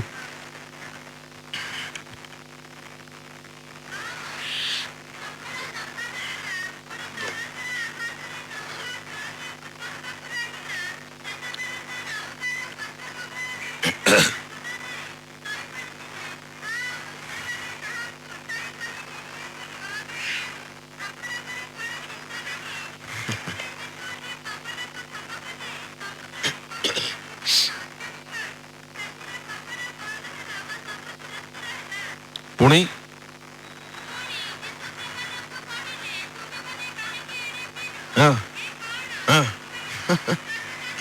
ଏ କ'ଣ ମାନେ ଯୀଶୁଙ୍କୁ କେମିତି ଲାଗିଥିବ? What is this? କ'ଣ ଏଇଟା? ଟିକେ ବି ବିଶ୍ୱାସ ନାହିଁ, ଏଡ଼େ ଭୀରୁ। ଆରେ ମୁଁ ଅଛି ପରା, ମୁଁ ଅଛି, ଧରାବୃଷର ମାଲିକ। ମୁଁ ଥାଉ ଥାଉ ତୁମେ ଡରି ଯାଉଛ? ଟିକେ ବିଶ୍ୱାସ ନାହିଁ ତମ ପାଖରେ। କ'ଣ ସେଠିର ପରିସ୍ଥିତି ହୋଇଛି ଆଜ୍ଞା? ପ୍ରବଳ ତୋଫାନ। ଏ ତୋଫାନ ହେବା ସମୟରେ ଏମାନେ କେଉଁଠି ଅଛନ୍ତି? ଏସି ଘରେ, ରୁମରେ, ପଲଙ୍କରେ କି? କୋଉଠି ଏମାନେ ଅଛନ୍ତି? ତରଙ୍ଗରେ, ସମୁଦ୍ରରେ, ନୌକାରେ। ଯେତେବେଳେ ତରଙ୍ଗ ବହୁଛି, ଢେଉ ଉଠୁଛି, ଏମାନେ ନୌକାରେ ଅଛନ୍ତି। ଜଳ ଭରିଗଲାଣି। ଆଉ କି ତୋଫାନ ହେଇଛି? ଜୋରସେ କୁହନ୍ତୁ। ପ୍ରବଳ। ପ୍ରବଳ ମାନେ ଏ ମଝିରେ ହେଇଥିଲା 2-4 ବର୍ଷ ତଳେ କ'ଣ ଯାକ? ତିତିଲି ଦିଦି, ଫାଇଲେନ୍ ମ୍ୟାଡାମ, ଆଉ ଗୁଡୁଗୁଡୁ ଭାଇନା, ହୁଡୁହୁଡୁ ଭାଇନା, କ'ଣ ଯାକ ସବୁ ଆସିଥିଲେ। ସେତେବେଳେ ଆମେ କେମିତି ଦଉଥିଲୁ? କ'ଣ ସ୍ଥିତି ନେଇକି ଆମେ ଘରେ ଥାଏ, ଗାଁରେ ଥାଏ, ଘର ଭିତରେ ବନ୍ଦ କୋଠରୀରେ ଥାଏ ମଧ୍ୟ ଡର। ଯେଉଁଠି ପବନ ବହୁଛି, ଯେଉଁଠି ପାଣି ବହି ଯାଉଛି, ଢେଉ ଏପଟ ସେପଟ ତରଙ୍ଗରେ ହଲଚଲ ମଚେଇ ଦଉଛି, ସେ ଭିତରେ ମାନେ ନୌକାରେ ଅଛନ୍ତି। ଆଉ ଯୀଶୁ କଣ କରୁଛନ୍ତି ସେତେବେଳେ? ଏ ମା ପିତର କି ବୁଦ୍ଧି କରିବି ଏଇଟା ମୁଇଁ ଏମିତି ଲେଖି ଯୀଶୁ ଯୀଶୁ କଣ କରୁଛନ୍ତି? ବିନ୍ଦାସ ଗୁଡ ନାଇଟ୍ ଫୁଲ ଶାନ୍ତିରେ ଶୋଇକି ସେ ଅଟନ୍ତି ଯୀଶୁ। ଆମେ ସମସ୍ତେ ଯୀଶୁଙ୍କ ଛୁଆ ପିଲା ବୋଲି ଭାବୁଛୁ। ଯୀଶୁ ବତାସ ବହିବା ସମୟରେ ବିଚଳିତ ହେଲେ କି, ଦୁଃଖରେ ଭାଙ୍ଗି ପଡ଼ିଲେ କି, ଚିନ୍ତାରେ ମଗ୍ନ ହେଲେ କି, ଛାଡ଼ି ଧାଇଁ ପଳେଇଲେ କି? ଆରାମରେ ଅଛନ୍ତି। ପ୍ରଭୁଙ୍କ ଲୋକମାନେ ଯାହାର ବିଶ୍ୱାସ ଜୀବନ ମଜବୁତ ଥିବ, ବଳିଷ୍ଠ ଥିବ, ଏଇ ତୋଫାନ ଆସୁ, ବତାସ ଆସୁ, ଦୁଃଖରେ ସେମାନଙ୍କ ପରିବାର ଭାସି ହେଇଯାଉ, କେଡ଼େ ବଡ଼ ସମସ୍ୟା ଆସୁନା କାହିଁକି, ସେମାନେ କେବେ ବିଚଳିତ ହେବେ ନାହିଁ, କେବେ ହେବେ ନାହିଁ। ଯୀଶୁଙ୍କର ଶକ୍ତିର ଗୋଟେ ଛୋଟିଆ ଝଲକ ଏଠାରେ ଲେଖା ହୋଇଅଛି। 39 ପଦଟି ପଢ଼ନ୍ତୁ। 39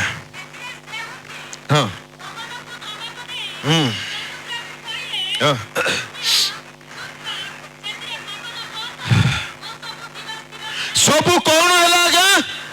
ଧୀର ସ୍ଥିର। ଆଚ୍ଛା, ଆପଣଙ୍କ ନାମ ଇମାନୁଏଲ, ରାଇଟ? ଇମାନୁଏଲ ଆମ୍ଭ ମାନଙ୍କ ସହିତ ଠିଆନ୍ତୁ ଆଜ୍ଞା, ବଢିଆ ଲୋକ ଆଜ୍ଞା ଆପଣ। ମନେ କରନ୍ତୁ ମତେ ଲାଜ ହଉଛ ନା କେମିତି? ମନେ କରନ୍ତୁ ମତେ ଇମାନୁଏଲ ଆଜ୍ଞାଙ୍କୁ ଧମକ ଦେବାର ଅଛି, ହେଲେ ମୁଁ ତାଙ୍କୁ ନ ଦେଖି ଧମକ ଦେଇପାରିବି କି?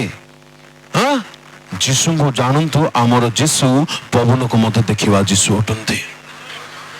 ଏପରି ପରମେଶ୍ୱରଙ୍କର ପୁଅ ଝିଅ ହେ ଆମେ ଦିନ ରାତି ଗାଲରେ ହାତ ଦେଇ ଏକା ଥିବା। ପବନକୁ ଦେଖିଲା ପରେ କଣ ଦେଲେ? ହେଲେ ଧମକ କେମିତି ଦେଇଥିବ ଯୀଶୁ? ଏ ପବନ ପ୍ଲିଜ ପରା, ଏମିତି ହେଲେ ହବ କି? ଟେମ୍ପର ହଉ ନା ପ୍ଲିଜ, ଏମିତି ହେଇଥିବେ। ଏ ପବନ ବୋଲିଥିବେ, ଏମିତି ତ ଧମକ ଦିଆଯାଏ। ସେତେବେଳେ ପବନ କେମିତି ଦେଇଥିବ? ବାପା ସରି ପ୍ରଭୁ, ଆଉ ଏମିତି ଭୁଲ କେବେ? ଯୀଶୁଙ୍କୁ ଟିକେ ଜାଣନ୍ତୁ, ବିଶ୍ୱାସ ବଢିବ, ଚିନ୍ତା ବନ୍ଦ ହବ, ଚିନ୍ତା ବନ୍ଦ ହବ, ମୁକ୍ତି ଆମ୍ଭେମାନେ ପାଇବା। ହାଲେଲୁୟା। ହେଲେ ଏଠି ପବନ ସହିତ ଆଉ ଜଣେ କିଏ ଥିଲେ? ତାର ସାଙ୍ଗ କିଏ ଥିଲେ? ସମୁଦ୍ର। ଏ ଦୁଇ ଜଣ ବଡ ଏନ୍ଜୟ କରୁଥିଲେ ସେଠି, ପବନ ବହିବାକୁ, ସେ ସମୁଦ୍ର ପାଣି ଉଠବାକୁ, ଏ କିବୋର୍ଡ ବଜେଇବାକୁ, ନା ଲାଉରି ପେଡ ମାରବାକୁ। ଦୁଇଟା ସାଙ୍ଗ ଆକା, ପବନ ଆଉ ଏ ଗାଁରେ ସମସ୍ତେ ସୁନ୍ଦର ଆକା ଯେ ପ୍ରଭୁ। ହାଲେଲୁୟା। ଆଜ୍ଞା ଟିକେ ତାପରେ ବସେଇଦେବି। ବସବେ? ନାଇଁ ବସନ୍ତୁ ପାପ। ପ୍ରଭୁଙ୍କ ଲୋକମାନେ କିଛି ଗୃହରେ ଦୁଇଟା ଛୁଆ ଥିବେ, ଦେଖିଛନ୍ତି? ଗୋଟେ ଛୁଆକୁ ଯଦି ବାବା କି ମାମା ତତେ ଆଜି ଦେବି, ଗାଳି କରିବେ, ବାଡେଇବେ ଟାଇପର ହେଲା ବେଳକୁ, ଆଉ ଗୋଟେ ଛୁଆ କଣ କରିଥିବ? ଆଉ ହଉ ଏମିତି କରନ୍ତି ନା ନାଇଁ? ଏ ପବନକୁ ପ୍ରଭୁ ଯୀଶୁ ଧମକ ଦେଲା ବେଳକୁ ସମୁଦ୍ର ତତେ ହଉ ଆକା। ପ୍ରଭୁ ସମୁଦ୍ରକୁ କଣ କଲେ? ଥର ଜଲ୍ଦି ପଢନ୍ତୁ ମ୍ୟାଡାମ, ଜଲ୍ଦି ପଢନ୍ତୁ। ସମୁଦ୍ରକୁ କହିଲେ କଣ? ତୁନି ହୋ। ଆଉ କେମିତି ପ୍ରଭୁର ପିଲା ଆଜ୍ଞା ଆମେ କାହା ସହିତ କଥା ହଉଛନ୍ତି? ଆମେ ହୀନସ୍ତା ଲୋକମାନେ ଭାଇ ସହିତ ମଧ୍ୟ କଥା। ଆମର ପ୍ରଭୁ ସମୁଦ୍ର ସହିତ, ପବନ ସହିତ, ପ୍ରକୃତି ସହିତ, କାହାର ସହିତ କଥା ହଉଛନ୍ତି? କି ପ୍ରଭୁଙ୍କୁ ପାଇଛୁ ଆଜ୍ଞା ଆମେ। ତାଙ୍କୁ ଜାଣନ୍ତୁ ପରା ଟିକେ। ଅଯଥା ଚିନ୍ତାରେ, ଆରେ ଯୀଶୁ ଅଛନ୍ତି, ଯୀଶୁ ଥିଲେ, ପବନ ବି ହେଲା, ଢେଉ ମଧ୍ୟ ହେଲା, ତୋଫାନ ମଧ୍ୟ ହେଲା। ଶୁଣନ୍ତୁ, ଖ୍ରୀଷ୍ଟଙ୍କୁ ଜାଣିଦେଲା ପରେ, ଖ୍ରୀଷ୍ଟଙ୍କୁ ଗ୍ରହଣ କଲା ପରେ ଆହୁରି ଦୁଃଖ ନାହିଁ, ଆଉ କଷ୍ଟ ନାହିଁ, ଆଉ ସମସ୍ୟା ନାହିଁ। କୋଉଠି ଲେଖା ହେଇଛି? କୋଉଠି ଲେଖା ନାହିଁ, ଆଉ ଅଧିକ ଅଛି। ଯୀଶୁ ଥିଲେ ନା ନାଇଁ? ସ୍ୱୟଂ ଯୀଶୁ ଥିଲେ। ପ୍ରବଳ ତୋଫାନ ମାନେ, ଆଉ ସାଦା ମାଦା ନାହିଁ। প্রবল তোফান ହେବ ଯୀଶୁ ମଧ୍ୟ ଥିବେ। Praise the Lord। କିନ୍ତୁ ସେ ତୋଫାନ ଆପଣଙ୍କୁ କେବେ ହଲଚଲ ବିଚଳିତ କରିପାରିବ ନାହିଁ ଯଦି ବିଶ୍ୱାସ ଆମର ମଜବୁତ ଥିବ। ପରମେଶ୍ୱର ଚାହାନ୍ତି ଆପଣ ଲୋକମାନଙ୍କୁ ମୁକ୍ତିରେ ଦେଖିବା ପାଇଁ। ଆମେ ବେଶୀ ମୁଣ୍ଡ ଖର୍ଚ୍ଚ ନ କରି ତାଙ୍କ ବାକ୍ୟକୁ ଯଦି ବୁଝିଯିବା, ନିଜ ନିମନ୍ତେ ଗ୍ରହଣ କରିବା, କୌଣସି ପ୍ରତିକୂଳ ପରିସ୍ଥିତି ଆମକୁ କେବେ ହଲାଇ ପାରିବ ନାହିଁ। କେବେ ନାହିଁ, କେବେ ନାହିଁ ଆଜ୍ଞା। ଆରେ ଆମ ବାବା ପବନ ସହିତ କଥା ହେବେ, ଆମେ ପବନ ପାଇଁ ଡରୁ। ଏମିତି ନ ହେବା ଦରକାର। ପୁଣି କଣ ହେଲେ ଲେଖା ଅଛି ସେଠି? ସେଥିରେ ନା 39 ଲାଷ୍ଟ, ସେଥିରେ ପବନ ଆଉ ପବନ ବନ୍ଦ ହେଲା। ମାନେ ଶୁଣନ୍ତୁ, ଏଇଟା ହଲୁଛି କି ନାଇଁ କହିଲେ ମତେ କିଏ? ଆଜ୍ଞା, ମାନେ ପ୍ରବଳ ତୋଫାନରେ କେମିତି ଗଛ ଲତା ଗୁଡାକ ହଲିଥିବ ଆପଣ ମାନେ ଟିକେ ଛବି କରି ଦେଖି ପାରୁଛନ୍ତି ମନରେ? ଏଠି କଣ ଲେଖା ଅଛି? ପବନ କେବେ ଇନଷ୍ଟାଣ୍ଟ ଷ୍ଟପ୍ ହେବ କି? ଆଉ ବାଇବଲରେ ଲେଖା ଅଛି ବନ୍ଦ ହେଲା ମାନେ ବନ୍ଦ ହେଇଛି। ତାହା ଗୋଟେ ଯୀଶୁଙ୍କର ଶକ୍ତି। ଇନଷ୍ଟାଣ୍ଟ କେବେ ବନ୍ଦ ହେବାର ମୁଁ ଦେଖି ନାହିଁ ଜୀବନରେ। ଧୀରେ ଧୀରେ ଧୀରେ ଧୀରେ ଧୀରେ ଧୀରେ ବନ୍ଦ ହେବ, ଆଉ ଧୀରେ ଧୀରେ ଧୀରେ ଧୀରେ ତାହା ବଢିବ। ଏମିତି ହୁଏ। କିନ୍ତୁ ଈଶ୍ୱରଙ୍କ ଆୱାଜ ଶବ୍ଦ ଆଗରେ କାହାର ଦମ ନାହିଁ ଲେଟ୍ ହେବା ପାଇଁ। ପ୍ରେଜ୍ ଦ ଲର୍ଡ। ଆଉ ସବୁ ଧୀର ସ୍ଥିର। ହଠାତ୍ ମହାଜୁଆର ଉଠି ଯାଇଛି, ଆଉ ହଠାତ୍ ଧୀର ସ୍ଥିର। ଏହା ଯୀଶୁଙ୍କ ଦ୍ୱାରା ସମ୍ଭବ ଅଟେ। ପ୍ରଭୁଙ୍କ ଲୋକମାନେ ଦୟାକରି ବୁଝନ୍ତୁ, ଆପଣଙ୍କ ପରିସ୍ଥିତି କେତେ ବଡ଼ ଜୁଆର ପରି ହଉନା କାହିଁକି, ମୁକ୍ତି ଅଲରେଡି ଘୋଷଣା ହେଇଛି। ଆମେ ଯଦି ବିଶ୍ୱାସରେ ମଜବୁତ ହେବା, ସେ ମୁକ୍ତି ଆମେ ମାନେ ଅନୁଭବ କରିପାରିବା। ହାଲେଲୁୟା, ପ୍ରେଜ୍ ଦ ଲର୍ଡ, ହାଲେଲୁୟା। ଅଳ୍ପ ବିଶ୍ୱାସୀ ମାନେ ଚିନ୍ତା କରନ୍ତି। ପ୍ରଭୁ ଯୀଶୁ କହିଲେ ମାଥ୍ୟୁ 6ରେ, ପଢନ୍ତୁ 6ରେ କେତେ?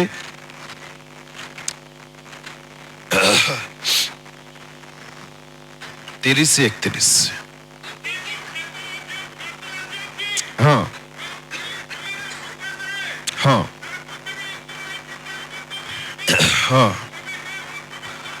ଅଳ୍ପ ବିଶ୍ୱାସୀ ମାନେ ଏଣୁ କଣ ଖାଇବୁ, କଣ ପିଇବୁ, କଣ ପିନ୍ଧିବୁ, ଏ ସମସ୍ତ ବିଷୟ ନିମନ୍ତେ ଚିନ୍ତା କର ନାହିଁ। ତୃତୀୟ ଦଳର ଲୋକମାନେ ଯେଉଁମାନେ ଚିନ୍ତା କରନ୍ତି, ସେମାନଙ୍କର ବିଶ୍ୱାସ ଅଳ୍ପ ଅଟେ, ଏ ଭୀରୁ ଲୋକଙ୍କ ପରି। ଆପଣ ଯଦି ଚିନ୍ତାରେ ଅଛନ୍ତି, ଆପଣଙ୍କ ବିଶ୍ୱାସ ଠିକ ନାହିଁ। ଆଜ୍ଞା, କରେଣ୍ଟ ଲାଇଟ୍ ମନେକର ଅନ୍ କରିବା, ତେବେ ଅନ୍ଧକାର ରହିବ କି? ରହିବ ନାହିଁ। ସନ୍ଧ୍ୟା 7ଟା 8ଟା ମନେକର ହେଇଯିବ, ଉଜ୍ଜଳ ରହିବ କି? ଆଲୋକ ରହିବ କି? ଅର୍ଥାତ୍ ଏମାନେ ପରସ୍ପର ବିପରୀତ। ଆଙ୍କେ ଆସିଲେ ବୋଲେ ବିଜେପି ଆଜ୍ଞା, କଂଗ୍ରେସ ଭାଇନା ବାଇ ବାଇ, ରହିବେ ନାହିଁ ଏମାନେ କେବେ। ଚିନ୍ତା ଯଦି ଅଛି, ବିଶ୍ୱାସ ନାହିଁ। ଜାଣନ୍ତୁ, ଏହାକୁ ବୁଝନ୍ତୁ। ଆପଣ ଯଦି ଭାବୁଛନ୍ତି ମୁଁ ବିଶ୍ୱାସୀ ଆଜ୍ଞା, ଆଚ୍ଛା ଆପଣ ବିଶ୍ୱାସୀ ଅଟନ୍ତି, ଓକେ।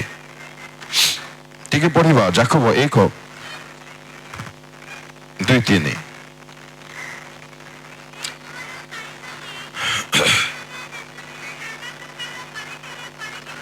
ତୁମ୍ଭେମାନେ ଯେତେବେଳେ ନାନା ପ୍ରକାର ପରୀକ୍ଷାରେ ପରୀକ୍ଷିତ ହୁଅ, ବାସ୍ ବିଶେଷ ଆନନ୍ଦର ବିଷୟ ବୋଲି କିନ୍ତୁ କୁହନ୍ତୁ, କେତେବେଳେ ଯେତେବେଳେ ଦରମା ବଢିଯିବ, ନୂଆ ଘର ହେଇଯିବ, ନହେଲେ ଚାକିରି ମିଳିଯିବ, ନହେଲେ ଆଉ ପାର୍ଥିବ କୌଣସି ଏକ ଭଲ ଆଶୀର୍ବାଦ ମିଳିଯିବ, ସେତେବେଳେ କଣ କର? ଏମିତି ଲେଖା ହେଇଛି। କଣ ଲେଖା ହେଇଛି କୁହନ୍ତୁ? ଜୋରସେ କୁହନ୍ତୁ, ଜୋରସେ। ନାଇଁ, ପୁରା କହିନାହାନ୍ତି।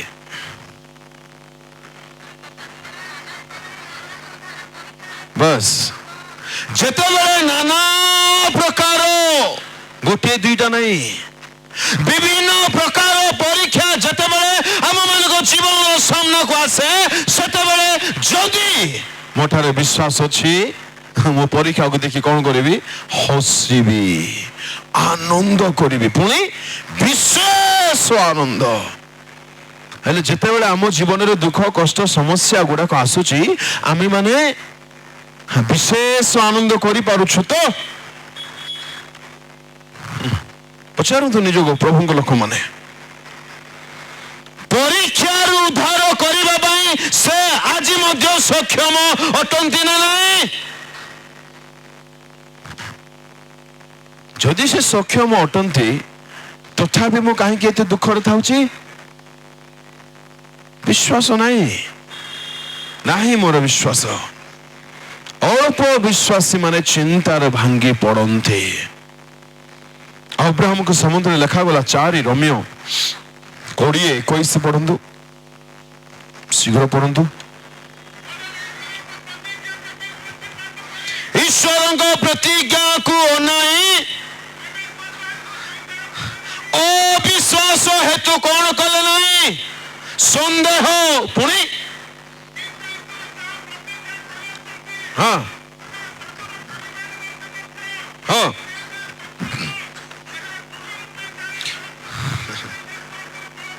ଈଶ୍ୱର ଯାହା ପ୍ରତିଜ୍ଞା କରିଛନ୍ତି ତାହା କରିବା ପାଇଁ ସେ ଯେ କୁହ ହେ ସକ୍ଷମ, ଏହା ସେ ଦୃଢ ରୂପେ ଜାଣିଲେ। ପ୍ରଭୁଙ୍କ ଲୋକମାନେ, ପରମେଶ୍ୱର ଯାହା ଆମ୍ଭମାନଙ୍କୁ କଥା ଦେଇଛନ୍ତି ତାହା ପୁରା କରିବା ପାଇଁ ସେ ସକ୍ଷମ। ଯଦି ସେ ଅବ୍ରାହମକୁ କଥା ଦେଲେ, ଆମ୍ଭେ ତୁମ୍ଭର ବଂଶକୁ ବହୁ ବଂଶ କରିବା, ଯେ କଥା ଦିଅନ୍ତି ସେ କଥା ରଖନ୍ତି, ତାହାଙ୍କ ନାମ ଯେହୋବା ସଦାପ୍ରଭୁ ଅଟେ। ଯେ କଥା ଦିଅନ୍ତି ସେ ନିଶ୍ଚୟ କଥା ରଖନ୍ତି, ସେ ମନୁଷ୍ୟ ନୁହନ୍ତି, ସେ ପରମେଶ୍ୱର ଅଟନ୍ତି। ଏଣୁ এই চিন্তা রূপ বন্ধনରୁ ବାହାରନ୍ତୁ। ବାହାରିବା ନିମନ୍ତେ ପ୍ରଥମ କଥା ନିଜର ମାନସିକତା, ପ୍ରାୟୋରିଟି ସେଟ୍କୁ ଆପଣମାନେ ବଦଳାଇ ଦିଅନ୍ତୁ। ଉର୍ଦ୍ଧ୍ୱସ୍ଥ ବିଷୟରେ ମନକୁ ରଖନ୍ତୁ। ଏ ଦୁନିଆରେ କ'ଣ ମିଳୁଥାଉ ପ୍ରେଜ୍ ଦ ଲର୍ଡ, ନ ମିଳିଲେ ମଧ୍ୟ ପ୍ରେଜ୍ ଦ ଲର୍ଡ, କିଛି କଥା ନାହିଁ। ଦ୍ୱିତୀୟ କଥା, ଭୀରୁମାନଙ୍କ ଠାରେ ବିଶ୍ୱାସ ନଥାଏ, ସେମାନେ ଚିନ୍ତା କରନ୍ତି। ଅଳ୍ପ ବିଶ୍ୱାସୀ ମାନେ ଚିନ୍ତାରେ ରହିଯାନ୍ତି। ଚତୁର୍ଥ କଥା, ଯେଉଁମାନଙ୍କର ପ୍ରାର୍ଥନା ଜୀବନ ଠିକ ନାହିଁ, ସେମାନେ ବେଶୀ ଚିନ୍ତାରେ ରହିବେ। ମତେ କୁହନ୍ତୁ, ପରମେଶ୍ୱର ପ୍ରାର୍ଥନା ଶୁଣନ୍ତି ନା ନାହିଁ? ଜୋରସେ, ପରମେଶ୍ୱର ଯଦି ପ୍ରାର୍ଥନା ଶୁଣନ୍ତି, ତା ବାଦେ ବି ଯଦି ମୁଁ ଚିନ୍ତା କରୁଛି, ବୁଝା ପଡୁଛି? ପରମେଶ୍ୱର ପ୍ରାର୍ଥନା ଶୁଣନ୍ତି ଯେ ମୋର ପ୍ରାର୍ଥନା ଶୁଣୁଛନ୍ତି ତ? ଏଇଟା ହଉଛି ପ୍ରଶ୍ନ। ଆପଣ ପରମେଶ୍ୱରଙ୍କୁ ମାଗିବେ, ପରମେଶ୍ୱର ଆପଣଙ୍କୁ ଦେବେ। ଯଦି ମାଗୁଛନ୍ତି ସେ ଦେଉଛନ୍ତି, ତେବେ ଚିନ୍ତା ପୁଣି କରାଯିବା କଥା କି? ଅର୍ଥାତ୍ ସମସ୍ୟା ହଉଛି, ଆମେ ଯେପରି ମାଗିବା ଦରକାର, ଯେଉଁ ଜୀବନ, ଯେଉଁ ହୃଦୟ ସହିତ ମାଗିବା ଦରକାର, ଆମେ ସେପରି ତାଙ୍କୁ ମାଗୁ ନାହୁଁ। ଏଥିପାଇଁ ସେ ଆମ ପ୍ରାର୍ଥନା ଶୁଣୁ ନାହାନ୍ତି, ଆମ ଆବଶ୍ୟକ ମିଳୁନାହିଁ, ଚିନ୍ତା ବଢି ବଢି ଯାଉଛି। ତାହା ମୁଁ ଆଉ କହିପାରୁନାହିଁ। ଶେଷରେ ପ୍ରଭୁଙ୍କ ଲୋକମାନେ, ଯେତେ ପୁଅ ଝିଅ, ଯୁବକ ଯୁବତୀ ମାନେ ଅଛନ୍ତି, ଦୟାକରି ଶୁଣନ୍ତୁ। ଚିନ୍ତାର ବନ୍ଧନରେ ଆପଣ ହୁଏତ ଥିବେ, କିନ୍ତୁ ତାଠାରୁ ଏକ ବିଚିତ୍ର ବଡ଼ ବନ୍ଧନରେ ଆପଣମାନେ ଅଛନ୍ତି। ତାହା ହେଉଛି ଅଧର୍ମ, ପାପ। ଆପଣ ଏହି ବୟସରେ ଆପଣମାନଙ୍କୁ ଏସବୁ ଶୁଣିବାକୁ ଭଲ ଲାଗିବ ନାହିଁ। ପ୍ରଥମ ସମସ୍ୟାର ସମାଧାନ କରନ୍ତୁ। ପାପ କରି ଆପଣଙ୍କୁ କିଛି ମିଳି ନାହିଁ, ମିଳିବ ନାହିଁ, ମିଳି ନାହିଁ କି ଆଗକୁ ମଧ୍ୟ ମିଳିବ ନାହିଁ। ଆଉ ଶୈତାନ ଚାହୁଁଥିବ ଆପଣ ସେ ପାପର ଅଭିଳାଷୀ ହେଇକି ରୁହନ୍ତୁ। କିନ୍ତୁ ମଶା ଏହା ବୁଝିଥିଲେ। ଏବ୍ରିରେ କଣ ଲେଖା ଅଛି ତାଙ୍କ ସମ୍ବନ୍ଧରେ 11:24-25?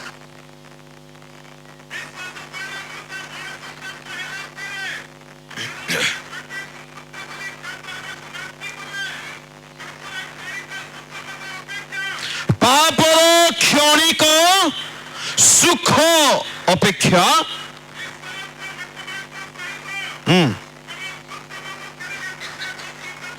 ପାପର ସୁଖ ଅଛି ନା ନାହିଁ? କୁହନ୍ତୁ ଜୋରସେ, ଜୋରସେ। ଅଛି, କିନ୍ତୁ ତାହା କ୍ଷଣିକ, କ୍ଷଣିକ। ନୂଆ ନୂଆରେ ତାର କଲ୍ ଆସିଲେ, ଆଚ୍ଛା ଲାଗଲା ରେ ଭାଇ, ତାର କଲ୍ ମତେ ଟିକେ ଆସିଲା, ପ୍ରାଣ ଆସିଲା। ବାପା କେତେ ଦିନ ହବ କଲ୍ କରିନଥିଲା। ହଁ 2 ଦିନ ଏକା, ଏଇଟା 2 ଦିନ ଏକା, ବେଶୀ ନାହିଁ।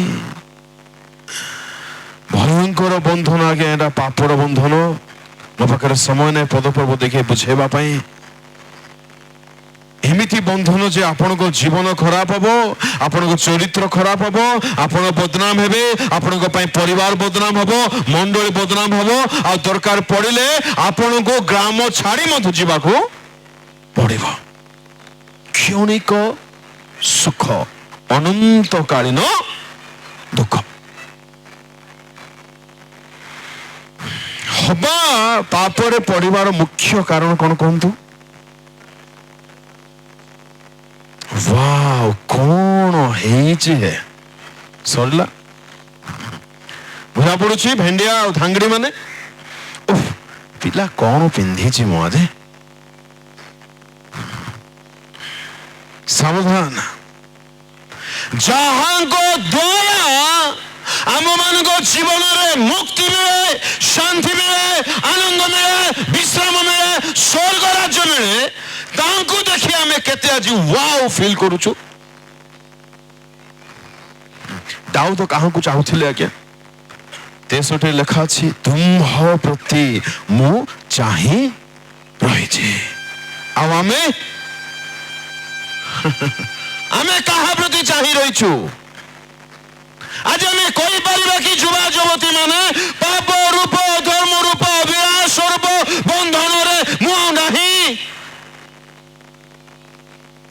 ମୁକ୍ତି ଘୋଷଣା କରିଛନ୍ତି, କିନ୍ତୁ ତାହା ମୁଁ ଅନୁଭବ କରିପାରେ ନାହିଁ। ଗ୍ରାହ୍ୟ ବର୍ଷ, ଅନୁଗ୍ରହ ବର୍ଷର କିଛି ଲାଭ ନାହିଁ ଯଦି ତାହା ମୋ ଜୀବନରେ ମୁଁ ପ୍ରାପ୍ତ କରିପାରେ ନାହିଁ। ପ୍ରଭୁଙ୍କ ଲୋକମାନେ, ମା ବାପା ମାନଙ୍କୁ ପଦେ କହି ମୁଁ ସମାପ୍ତ କରୁଛି। ଆପଣ ମାନଙ୍କ ପୁଅ ଝିଅ ମାନେ ଯାହା କରୁଛନ୍ତି, ଯେପରି କରୁଛନ୍ତି, ତାହା କରିବା ପଛରେ ଆପଣ ମାନଙ୍କର ବହୁତ ବଡ଼ ଭୂମିକା ରହିଛି। ସେ ପ୍ରଥମ ଦିନରେ ଭୁଲ କରିବା ବେଳେ ଆପଣ ଦେଖିଲେ ନା ନାହିଁ? ଜାଣିଲେ ନା ନାହିଁ? ତାର ସମାଧାନ କାହିଁକି କରିଲେ ନାହିଁ ସେତେବେଳେ? ପୁଅ ଯାହା କରିଲେ ମଧ୍ୟ ଓକେ, ତାପରେ ଖରାପ କାମ କରି କରି କରି କରି ସମୟ ବଳ ବର୍ଷ ତାର ପାର ହେଲା ପରେ ଏବେ ପାଷ୍ଟର ଆଜ୍ଞାଙ୍କ ପାଖକୁ ଯିବା, ଏବେ ଉପବାସ ପ୍ରାର୍ଥନା କରିବା। ଆମ ଭେଣ୍ଡିଆ ପୁଅ ମାନେ ଆଗରେ କାହିଁକି ରହିବେ ନାହିଁ ଆତ୍ମିକ ଜୀବନରେ? ସେମାନଙ୍କୁ କହିପାରିବା କି ସେମାନେ ବନ୍ଧନରୁ ମୁକ୍ତ ହୋଇଛନ୍ତି ବୋଲି? ଆମେ ମା ବାପା ମାନେ ସେମାନଙ୍କ ଆତ୍ମିକ ଜୀବନ ନିମନ୍ତେ କେତେ ବୋଝଗ୍ରସ୍ତ ଆଜି? ମୋ ପୁଅ ମଦ ଖାଉ ନାହିଁ, ପୁଡ଼ିଆ ଖାଉ ନାହିଁ, ନା ବାହାରେ ବୁଲୁ ନାହିଁ, ଖରାପ ସ୍ୱଭାବ ନାହିଁ, ଆମେ କେତେ ଜଣ କହିପାରିବା? ଆମେ ନିଜର ପୁଅ ଆଉ ଝିଅ ପାଇଁ ଆଜି କେତେ ଖୁସି ଅଟୁ କି? ପୁଅ କେମିତି ଭଲ ପାଠ ପଢିବ, କେମିତି ଭଲ ଚାକିରି ହେଇଯିବ, କେମିତି ଭଲ ଝିଅ ମିଳିବ, କୁଆଡେ ଭଲ ଗୋଟେ ତାକୁ ସମ୍ବନ୍ଧ ହେଇଯିବ, ତାର ଘର କେମିତି ସେଟେଲ ହେଇଯିବ। What about his spiritual life? ଚାକିରି ନ ମିଳୁ ତାହା କହୁନାହିଁ ମୁଁ। ଚାକିରି ସ୍ୱର୍ଗ ନେଇକି ଯିବ, ପାଠପଢା ସ୍ୱର୍ଗ ନେଇକି ଯିବ, ଭଲ କପଡ଼ା ସ୍ୱର୍ଗ ନେଇକି ଯିବ। ଆପଣ ମାନେ ଯଦି ନିଜର ପୁଅ ଝିଅ ମାନଙ୍କ ନିମନ୍ତେ ବୋଝ ସହକାରେ ପ୍ରାର୍ଥନା କରିବେ ନାହିଁ, କାନ୍ଦିବେ ନାହିଁ, ସେମାନେ କେବେ ପାପରୁ ବା ବନ୍ଧନରୁ ଉଦ୍ଧାର ପାଇପାରିବେ ନାହିଁ। ପ୍ରଭୁ ଆପଣଙ୍କ କୋଳରେ କାହିଁକି ଦେଇଛନ୍ତି? ସେ ମାଗୁଥିବ ମୁଁ ପଇସା ଦଉଥିବି, ସେ ମାଗୁଥିବ ମୁଁ ଦଉଥିବି। କାହିଁକି ଦେବ ପଇସା ତମେ ତାକୁ? କାହିଁକି ଦେବ? ବୟସ ହେଇନି ତାର ଖଟିବା ପାଇଁ। ଆଉ ଭେଣ୍ଡିଆ ମାନେ ମତେ ଲାଜ ନାହିଁ, ସରମ ନାହିଁ। ଏ ବାପା ମା ଉଠିଲେ ଏମାନେ ଯିବେ ମାଗିବେ, ଆଉ ତମେ ମାଗି କରି ଅଯଥା ବିଷୟରେ ଖର୍ଚ୍ଚ କରିବେ। ଏହା ବାଇବଲ ଆଧାରିତ ଯୁବକର ଜୀବନ କି? थोड़ा समझा करो भाई। हाँ, हम भी प्योर भेंडिया है। बुझा पड़ुछि? आम लागे आज के खुशी कहतु। मुझे भेंडिया मो पाई मोर माँ बापा खुशी हवा दरकार। नंबर 1 मो भाई बहनी खुशी हवा दरकार, मोर साई लोक खुशी हवा दरकार, मोर संपर्क खुशी हवा दरकार, मोर मंडली नाम उच्च हवा दरकार। जदि मो भेंडिया होइछि बोले खाली खाइबा को पीवा को बुलवा को, खाइबा को पीवा बुलवा को, खाइबा को पीवा को बुलवा को, एथिबाई प्रभु हमको जीवन देइछन्ति कि? एथिबाई बंचिबा कि? My question, which Jesus are we following? जीसु खाउथिले पिउथिले बुलुथिले, खाउथिले पिउथिले बुलुथिले, खाउथिले पिउथिले बुलुथिले। एटा लिखा है बाइबल रे।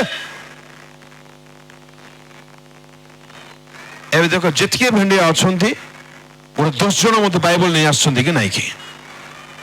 देखो एमाने मुक्ति पाइछंती कि? ग्राह्य वर्ष कौन पाइले एमाने? के ठिया मानक पाई? माँ बापा माने आपण माने जदि आंठई निजर पुओ झियो पाई आजी समय थाउ थाउ जदि कांदिबे नाही, उपवास करिबे नाही, आसंदा काली समान को जीवन बर्बाद हेले आपण का दायी हेबे। प्रभु आपण को कोଳରେ ଦେଇଛନ୍ତି। ଶୁଣନ୍ତୁ ଗୋଟି କଥା ବୁଝି ଯାଆନ୍ତୁ। अमुक आज्ञा, अमुक सर, अमुक मैडम को मु पत्र लिखि देछि, फोन रे कहि देछि, से प्रार्थना कर देबे। आ तमे खाली डाबू तांको पठाउथिबो। बुझान्तु आजी बाबा सेमिति करे ना। बाइबल को जदि विश्वास करूछंती नरक अछि बोली, जदि सतरे पुओ झियर माँ बापा अटंती, आज समय थाउ थाउ नरकर अग्निरू रक्षा करिवार समाचार प्रथमे घरे दियंतु। केवे समान को जीवन चली जीव जानते कि? आज्ञा आपण सिना ठीक, आपण सिना प्रेयर करूछंती, आपण सिना प्रभु भक्ति, आपण सिना गीत भीत बोलुछंती, आपण सिना बाइबल पढुछंती, स्वामी माने करूछंती तो? पुओ झियो माने करूछंती तो? मुक्ति पाइले तो? शुणु भाई भौणी माने जते यंग पिला मन अछंती, हाथ जोड़ी अनुरोध करूछि, शरीर रो अभिलाष अनुसार जीवे, आपण बर्बाद छड़ा किछि पाइबो नै। नुआ नुआ रे लाइन मारले हाय लागबो, पर अग्नि रे ठाडू मते भयंकर लागबो। जार कान अछि भल्लो रे सुनि थाओ, बुझि थाओ। प्रभु तुमको देई पारिबे नै कि? पागल ता पई जे देई पारिबे नै कि? आदम को देले ना नहीं, देले ना नहीं, भलो नहीं। आउ ना भयंकर केस गुड़ाक अच्छे आम समाज गुड़ाक, भयंकर केस गुड़ाक से सब मो कहू नहीं, मत टाइम मत अलाउ करू नहीं। मोर कथा आमे पचारिबा दरकार, आमे मुक्ति पाइलु के? जदि से वर्ष ऑलरेडी घोषणा करा जायछि, जदि आमे ताहा पाई ना हो, व्यर्थ हमर जीवन। ତାଙ୍କ ଆଗମନ ବ୍ୟର୍ଥ। ପ୍ରଥମ ଆଗମନ କଥା କହୁଛି, ସେ ଆସିଛନ୍ତି ମୁକ୍ତି ଘୋଷଣା କରିବା ପାଇଁ। ଆମେ ପାଇନାଉ ଏ ଯାଏ। ଦୁନିଆର ସେଟଲମେଣ୍ଟ ପଛରେ ହିଁ ପାଗଳ।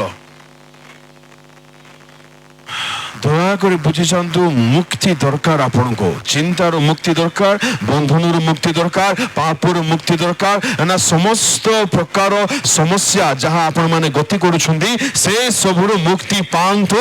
ଏଥିପାଇଁ ସେ ବର୍ଷକୁ ଘୋଷଣା କରିଛନ୍ତି ଗ୍ରାହ୍ୟ ବର୍ଷ ବୋଲି ଯିଶାୟ ଲେଖିଲେ, ଯାହାକୁ ପ୍ରଭୁ ଯୀଶୁ ଆସି କହୁଛନ୍ତି ଅନୁଗ୍ରହ ବର୍ଷ ବୋଲି। ଆଜି ସମୟ ଅଛି। ବହୁତ ଭଲ କଥା ଶୁଣନ୍ତୁ, ଆଜି ସମୟ ଅଛି। ଆଜି ଯଦି ଆପଣ ବଞ୍ଚିଛନ୍ତି ଅର୍ଥାତ୍ ଆଜି ବି ଆପଣଙ୍କ ପାଖରେ ଆଶା ଅଛି। ଆଜି ଯଦି କ୍ଷମା ମାଗିବେ, ପ୍ରଭୁ ମୁଁ ଭୁଲ କରିଯାଇଛି, ପ୍ରଭୁ ମତେ ପ୍ଲିଜ କ୍ଷମା ଦିଅ ପ୍ରଭୁ, ତାଙ୍କ ରକ୍ତ ଆଜି ଅଛି। ଆପଣଙ୍କୁ ଧୋଇବ, ପରିଷ୍କାର କରିବ, ନୂଆ କରିବ। এই নতুন ବର୍ଷ ଆପଣଙ୍କ ଜୀବନ ପାଇଁ, ପରିବାର ପାଇଁ, ମଣ୍ଡଳୀ ପାଇଁ ପ୍ରକୃତରେ ନୂଆ ହୋଇପାରିବ ଯଦି ଆପଣ ଅନୁତାପ କରି ଫେରି ଆସିବେ। ଆସନ୍ତା କାଲିର କିଛି ଗ୍ୟାରେଣ୍ଟି ନାହିଁ। ସମୟ ଥାଉ ଥାଉ ବନ୍ଧନ ଗୁଡାକରୁ ବାହାରି ଯାଆନ୍ତୁ, ଏହା ସେ ଚାହାନ୍ତି। ଆପଣ ଯେ କେହି ହୁଅନ୍ତୁ, ଆସନ୍ତୁ ଆପଣ ଚକ୍ଷୁ ବନ୍ଦ କରିବା, ସମର୍ପିତ ହେବା ପ୍ରଭୁଙ୍କ ଠାରେ। ସବୁ ଚକ୍ଷୁ ବନ୍ଦ ହଉ, ଅନ୍ୟ ମନସ୍କ କରି ଡିଷ୍ଟର୍ବ କରନ୍ତୁ ନାହିଁ। ମୋ ପ୍ରିୟ ମା, ମୋ ପ୍ରିୟ ବାପା, ଭାଇ ଭଉଣୀ ମାନେ, ବନ୍ଧନରେ ଯେ ଆମେ ରହିବା ଏହା ତାଙ୍କ ଇଚ୍ଛା ନାହିଁ। ଏଥିପାଇଁ ସେ ନିଜ ପୁତ୍ରଙ୍କୁ ଦେଇନାହାନ୍ତି। ମୁଁ ପାର୍ଥିବ ଆଶୀର୍ବାଦ କଥା କହୁନାହିଁ, ତାଙ୍କର ଇଚ୍ଛା ସେ ଦେଲେ ଦିଅନ୍ତୁ, ନହେଲେ ନାହିଁ। କିନ୍ତୁ ଆମର ଆତ୍ମା ରକ୍ଷା ପାଉ। ଏପ୍ରିଲ ଲେଖକ କହନ୍ତି ଅଳ୍ପ ମାତ୍ର ସମୟ, ଆଉ ନାହିଁ ସମୟ ନାହିଁ ପାପରେ ବିତାଇବା ପାଇଁ। ତା ପଛରେ ଯାଇ ଆପଣ କିଛି ପାଇନାହାନ୍ତି। ପ୍ରଭୁଙ୍କ ଲୋକମାନେ କିଛି ପାଇନାହାନ୍ତି। ସମୟ ଥାଉ ଥାଉ ଯଦି ଯୀଶୁଙ୍କୁ ଜାଣିବେ ଯେ ପ୍ରଭୁ ଯୀଶୁ ତ୍ରାଣକର୍ତ୍ତା ଅଟନ୍ତି, ମତେ ତାଙ୍କୁ ଅନୁଭବ କରିବାର ଅଛି। ଆଜି ସୁଯୋଗଟା ଆପଣଙ୍କ କତିରେ। এই ସୁଯୋଗରେ ଯେ ସଦୁପଯୋଗ କରିବ, ଏ ବର୍ଷ ତା ଜୀବନ ପାଇଁ ଧନ୍ୟ ହବ।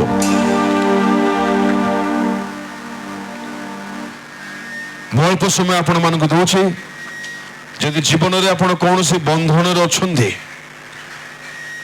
ପାରିବାରିକ ସମସ୍ୟାରେ ଅଛନ୍ତି, ସ୍ୱାମୀର ଜୀବନ ଭଲ ନାହିଁ, ସ୍ତ୍ରୀର ଚରିତ୍ର ଠିକ ନାହିଁ, ପୁଅ ଝିଅ ମାନେ ଅବାଧ୍ୟ, ପରମେଶ୍ୱର ଚାହାନ୍ତି ଆପଣଙ୍କୁ ମୁକ୍ତି ଦେବେ। ସେ ଆପଣ ଚାହୁଁଛନ୍ତି କି? ଯଦି ଚାହୁଁଥିବେ ଆପଣ ଏ ସମୟରେ ନୀରବ ରହିପାରିବେ ନାହିଁ। ବାକ୍ୟ କୁହେ ମାଗ ଦିଆଯିବ ବୋଲେ। ଆପଣ ମାଗନ୍ତୁ ଏବେ।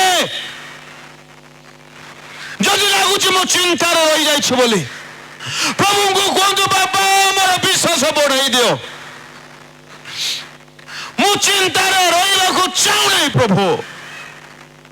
ଶିଷ୍ୟମାନେ କହିଲେ ପ୍ରଭୁ ଆମର ବିଶ୍ୱାସ ବଢାଅ ବୋଲି। ବିଶ୍ୱାସ ଯଦି ବଢିବ, ଚିନ୍ତା ଚାଲିଯିବ। ହାଲେଲୁୟା। এই ସମୟର ସଦୁପଯୋଗ କରନ୍ତୁ। ନୂଆ ବର୍ଷ ପ୍ରଭୁ ଦେଇଛନ୍ତି।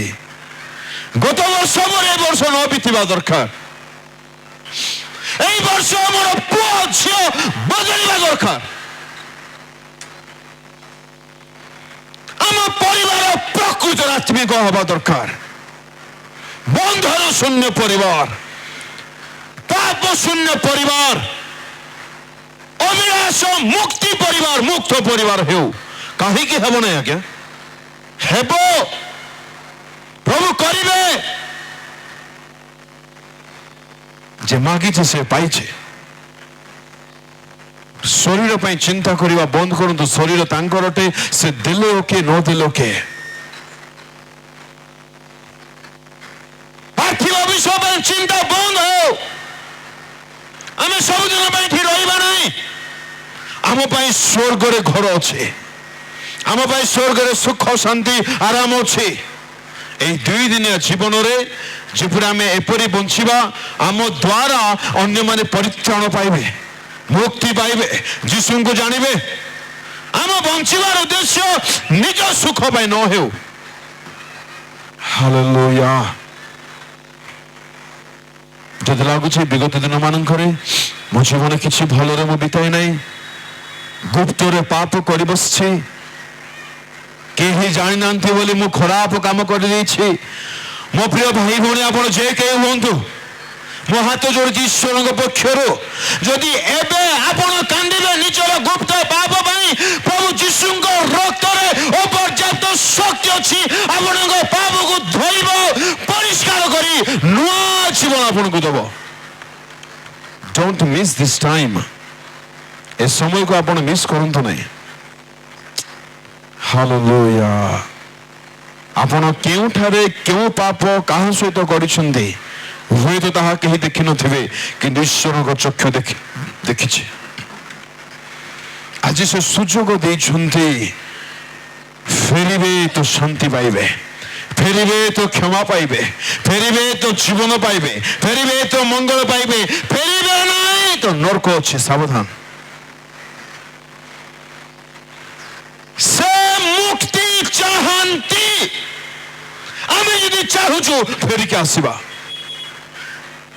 ହାଲେଲୁୟା। ସଦା ପ୍ରଭୁ। ଭାଇ ଭଉଣୀ ମାନେ, ଆପଣଙ୍କ ଦୁଃଖର ବିଷୟ ମୁଁ ଜାଣେ ନାହିଁ, ଆପଣଙ୍କ ଅନ୍ତରର ବେଦନା ମୁଁ ଜାଣି ନାହିଁ, କିନ୍ତୁ ଯୋଉ ପରମେଶ୍ୱର ଆପଣଙ୍କୁ ନିଜ ହାତରେ ଗଠନ କରିଛନ୍ତି, ଆପଣଙ୍କର ସମସ୍ତ ହୃଦୟର ବେଦନାକୁ ସେ ଭଲରେ ଜାଣନ୍ତି। ଆପଣ ଚିନ୍ତା କରିବାର ଏକ ବଡ଼ ବିଷୟ, ଆପଣ ପ୍ରାର୍ଥନା ତ କରୁଛନ୍ତି କିନ୍ତୁ ପାପ ସହିତ ପ୍ରାର୍ଥନା କରୁଛନ୍ତି, ଏଥିପାଇଁ ଆପଣଙ୍କ ପ୍ରାର୍ଥନା ଶୁଣୁନାହାନ୍ତି ସେ। ତେଣୁ ପବିତ୍ରତାକୁ ଆପଣାନ୍ତୁ, ବିଶ୍ୱାସକୁ ବଳବାନ କରନ୍ତୁ, ତାଙ୍କ ଶକ୍ତିକୁ ଜାଣନ୍ତୁ, ମୁକ୍ତିର ବର୍ଷକୁ ଆପଣ ଅନୁଭବ କରିପାରିବେ। ଆସନ୍ତୁ ଆମେ ମାନେ ପ୍ରାର୍ଥନା କରିବା, ଆମେ ସମସ୍ତେ ସମର୍ପିତ ହୋଇ ରହୁ। ହାଲେଲୁୟା। ଯାହାର ଜୀବନରେ ବହୁତ ଦୁଃଖ, ପାରିବାରିକ ଅଶାନ୍ତି, ସମସ୍ୟା ଘେରାରେ ଅଛନ୍ତି, ଆପଣ ଈଶ୍ୱରଙ୍କ ଠାରେ ବିଶ୍ୱାସ କରି ସମୟରେ ରୁହନ୍ତୁ, ପ୍ରଭୁ ନିଶ୍ଚୟ କାର୍ଯ୍ୟ କରିବେ। ସର୍ବଶକ୍ତିମାନ ପ୍ରଭୁ, ପ୍ରଭୁ ଆମେ କି ରୂପେ ତୁମକୁ ଧନ୍ୟବାଦ ଦେବୁ। ପ୍ରଭୁ ଆମ ଜୀବନ ଭଲ ନାହିଁ ପ୍ରଭୁ, ଆମ ସ୍ୱଭାବ ଭଲ ନାହିଁ ପ୍ରଭୁ, ତଥାପି ତୁମେ ବର୍ଷ ସାରା ସମ୍ଭାଳିଲ ରାଜା। ବର୍ଷ ସାରା ଆମର ଖାଦ୍ୟର ଯତ୍ନ ନେଲ, ପାନୀୟ ଦ୍ରବ୍ୟର ଯତ୍ନ ନେଲ, ଦେଲ ପ୍ରଭୁ। ତୁମକୁ ପାଇଁ ମୁଣ୍ଡ ଗୁଞ୍ଜିବାର ସ୍ଥାନ ନଥିଲା, କିନ୍ତୁ ତୁମେ ଆମକୁ 20ଟା ହେଲେ ଦେଇଛ ପ୍ରଭୁ। ତୁମେ ଆମର ଯତ୍ନ ନେଇଛ ପ୍ରଭୁ, ଆମ ପାଇଁ ମନୋଯୋଗୀ ହେଲ ପ୍ରଭୁ। ଆମେ କିଛି ପାଇବା ପାଇଁ ଯୋଗ୍ୟ ନାହିଁ, ତଥାପି ନୂଆ ବର୍ଷରେ ତୁମ ପବିତ୍ର ସାନ୍ନିଧ୍ୟକୁ ଆମକୁ ଆଣିଲ ରାଜା। କୋଟି କୋଟି ଧନ୍ୟବାଦ ପ୍ରଭୁ, ତୁମ ଦୟା ପାଇଁ ଧନ୍ୟବାଦ ରାଜା, ତୁମ କରୁଣା ପାଇଁ ଧନ୍ୟବାଦ ପ୍ରଭୁ, ତୁମ ବିଶେଷ ଅନୁଗ୍ରହର ଦୃଷ୍ଟି ପାଇଁ, ବିବିଧ ଦୟା ପାଇଁ ରାଜା ତୁମକୁ କୋଟି କୋଟି ଧନ୍ୟବାଦ ପ୍ରଭୁ। ମୋ ପ୍ରିୟ ମା ବାପା ଭାଇ ଭଉଣୀ ମାନେ ଅନେକ ପ୍ରକାର ବନ୍ଧନରେ ଅଛନ୍ତି ପ୍ରଭୁ, ତୁମ ବିନା ଆମର ଆଶ୍ରା ନାହିଁ ପ୍ରଭୁ, ତୁମ ବିନା ଆମର ଭରସା ନାହିଁ ପ୍ରଭୁ। ଆମେ କାଠାକୁ ଯିବୁ ପ୍ରଭୁ? ତୁମେ ଆମର ବଳ ପ୍ରଭୁ, ତୁମେ ଆମର ଦୃଢ ଗୋଡ଼ ପ୍ରଭୁ। ଯଦି ଏଠାରେ କେହି ଅଛନ୍ତି ବହୁତ ଦୁଃଖରେ ଭାଙ୍ଗି ପଡ଼ିଛନ୍ତି, ହୃଦୟର କଥା କାହାକୁ କହି ପାରୁନାହାନ୍ତି ରାଜା, ତୁମେ ତାମାନଙ୍କର ସୃଷ୍ଟିକର୍ତ୍ତା ଅଟ। ନାଜରେଥ ଯୀଶୁଙ୍କ ନାମରେ ପ୍ରଭୁ ଏମାନଙ୍କ ଜୀବନର ଦୁଃଖ, ପରିବାର ଦୁଃଖ, ଜୀବନର ମଙ୍ଗଳ, ପାରିବାରିକ ସମସ୍ୟା ଯୀଶୁଙ୍କ ନାମରେ ଦୂର ହେଉ ଲୋ, ଦୂର ହେଉ। ତୁମ ଶାନ୍ତି ଏମାନଙ୍କୁ ଦିଅ, ତୁମ ଆନନ୍ଦ ଏମାନଙ୍କୁ ଦିଅ ପ୍ରଭୁ। ବୁଝିବା ପାଇଁ ଦୁନିଆ ଏ ସମୟ 2 ଦିନର ପ୍ରଭୁ, ଏଇଠି କ'ଣ ମିଳୁ କି ନ ମିଳୁ ପ୍ରଭୁ, ଆମ ପାଇଁ ତୁମେ ଘର ପ୍ରସ୍ତୁତ କରିବାକୁ ଯାଉଛ, ତାହା ଆମର ନିତ୍ୟତାର ଗୃହ ହବ।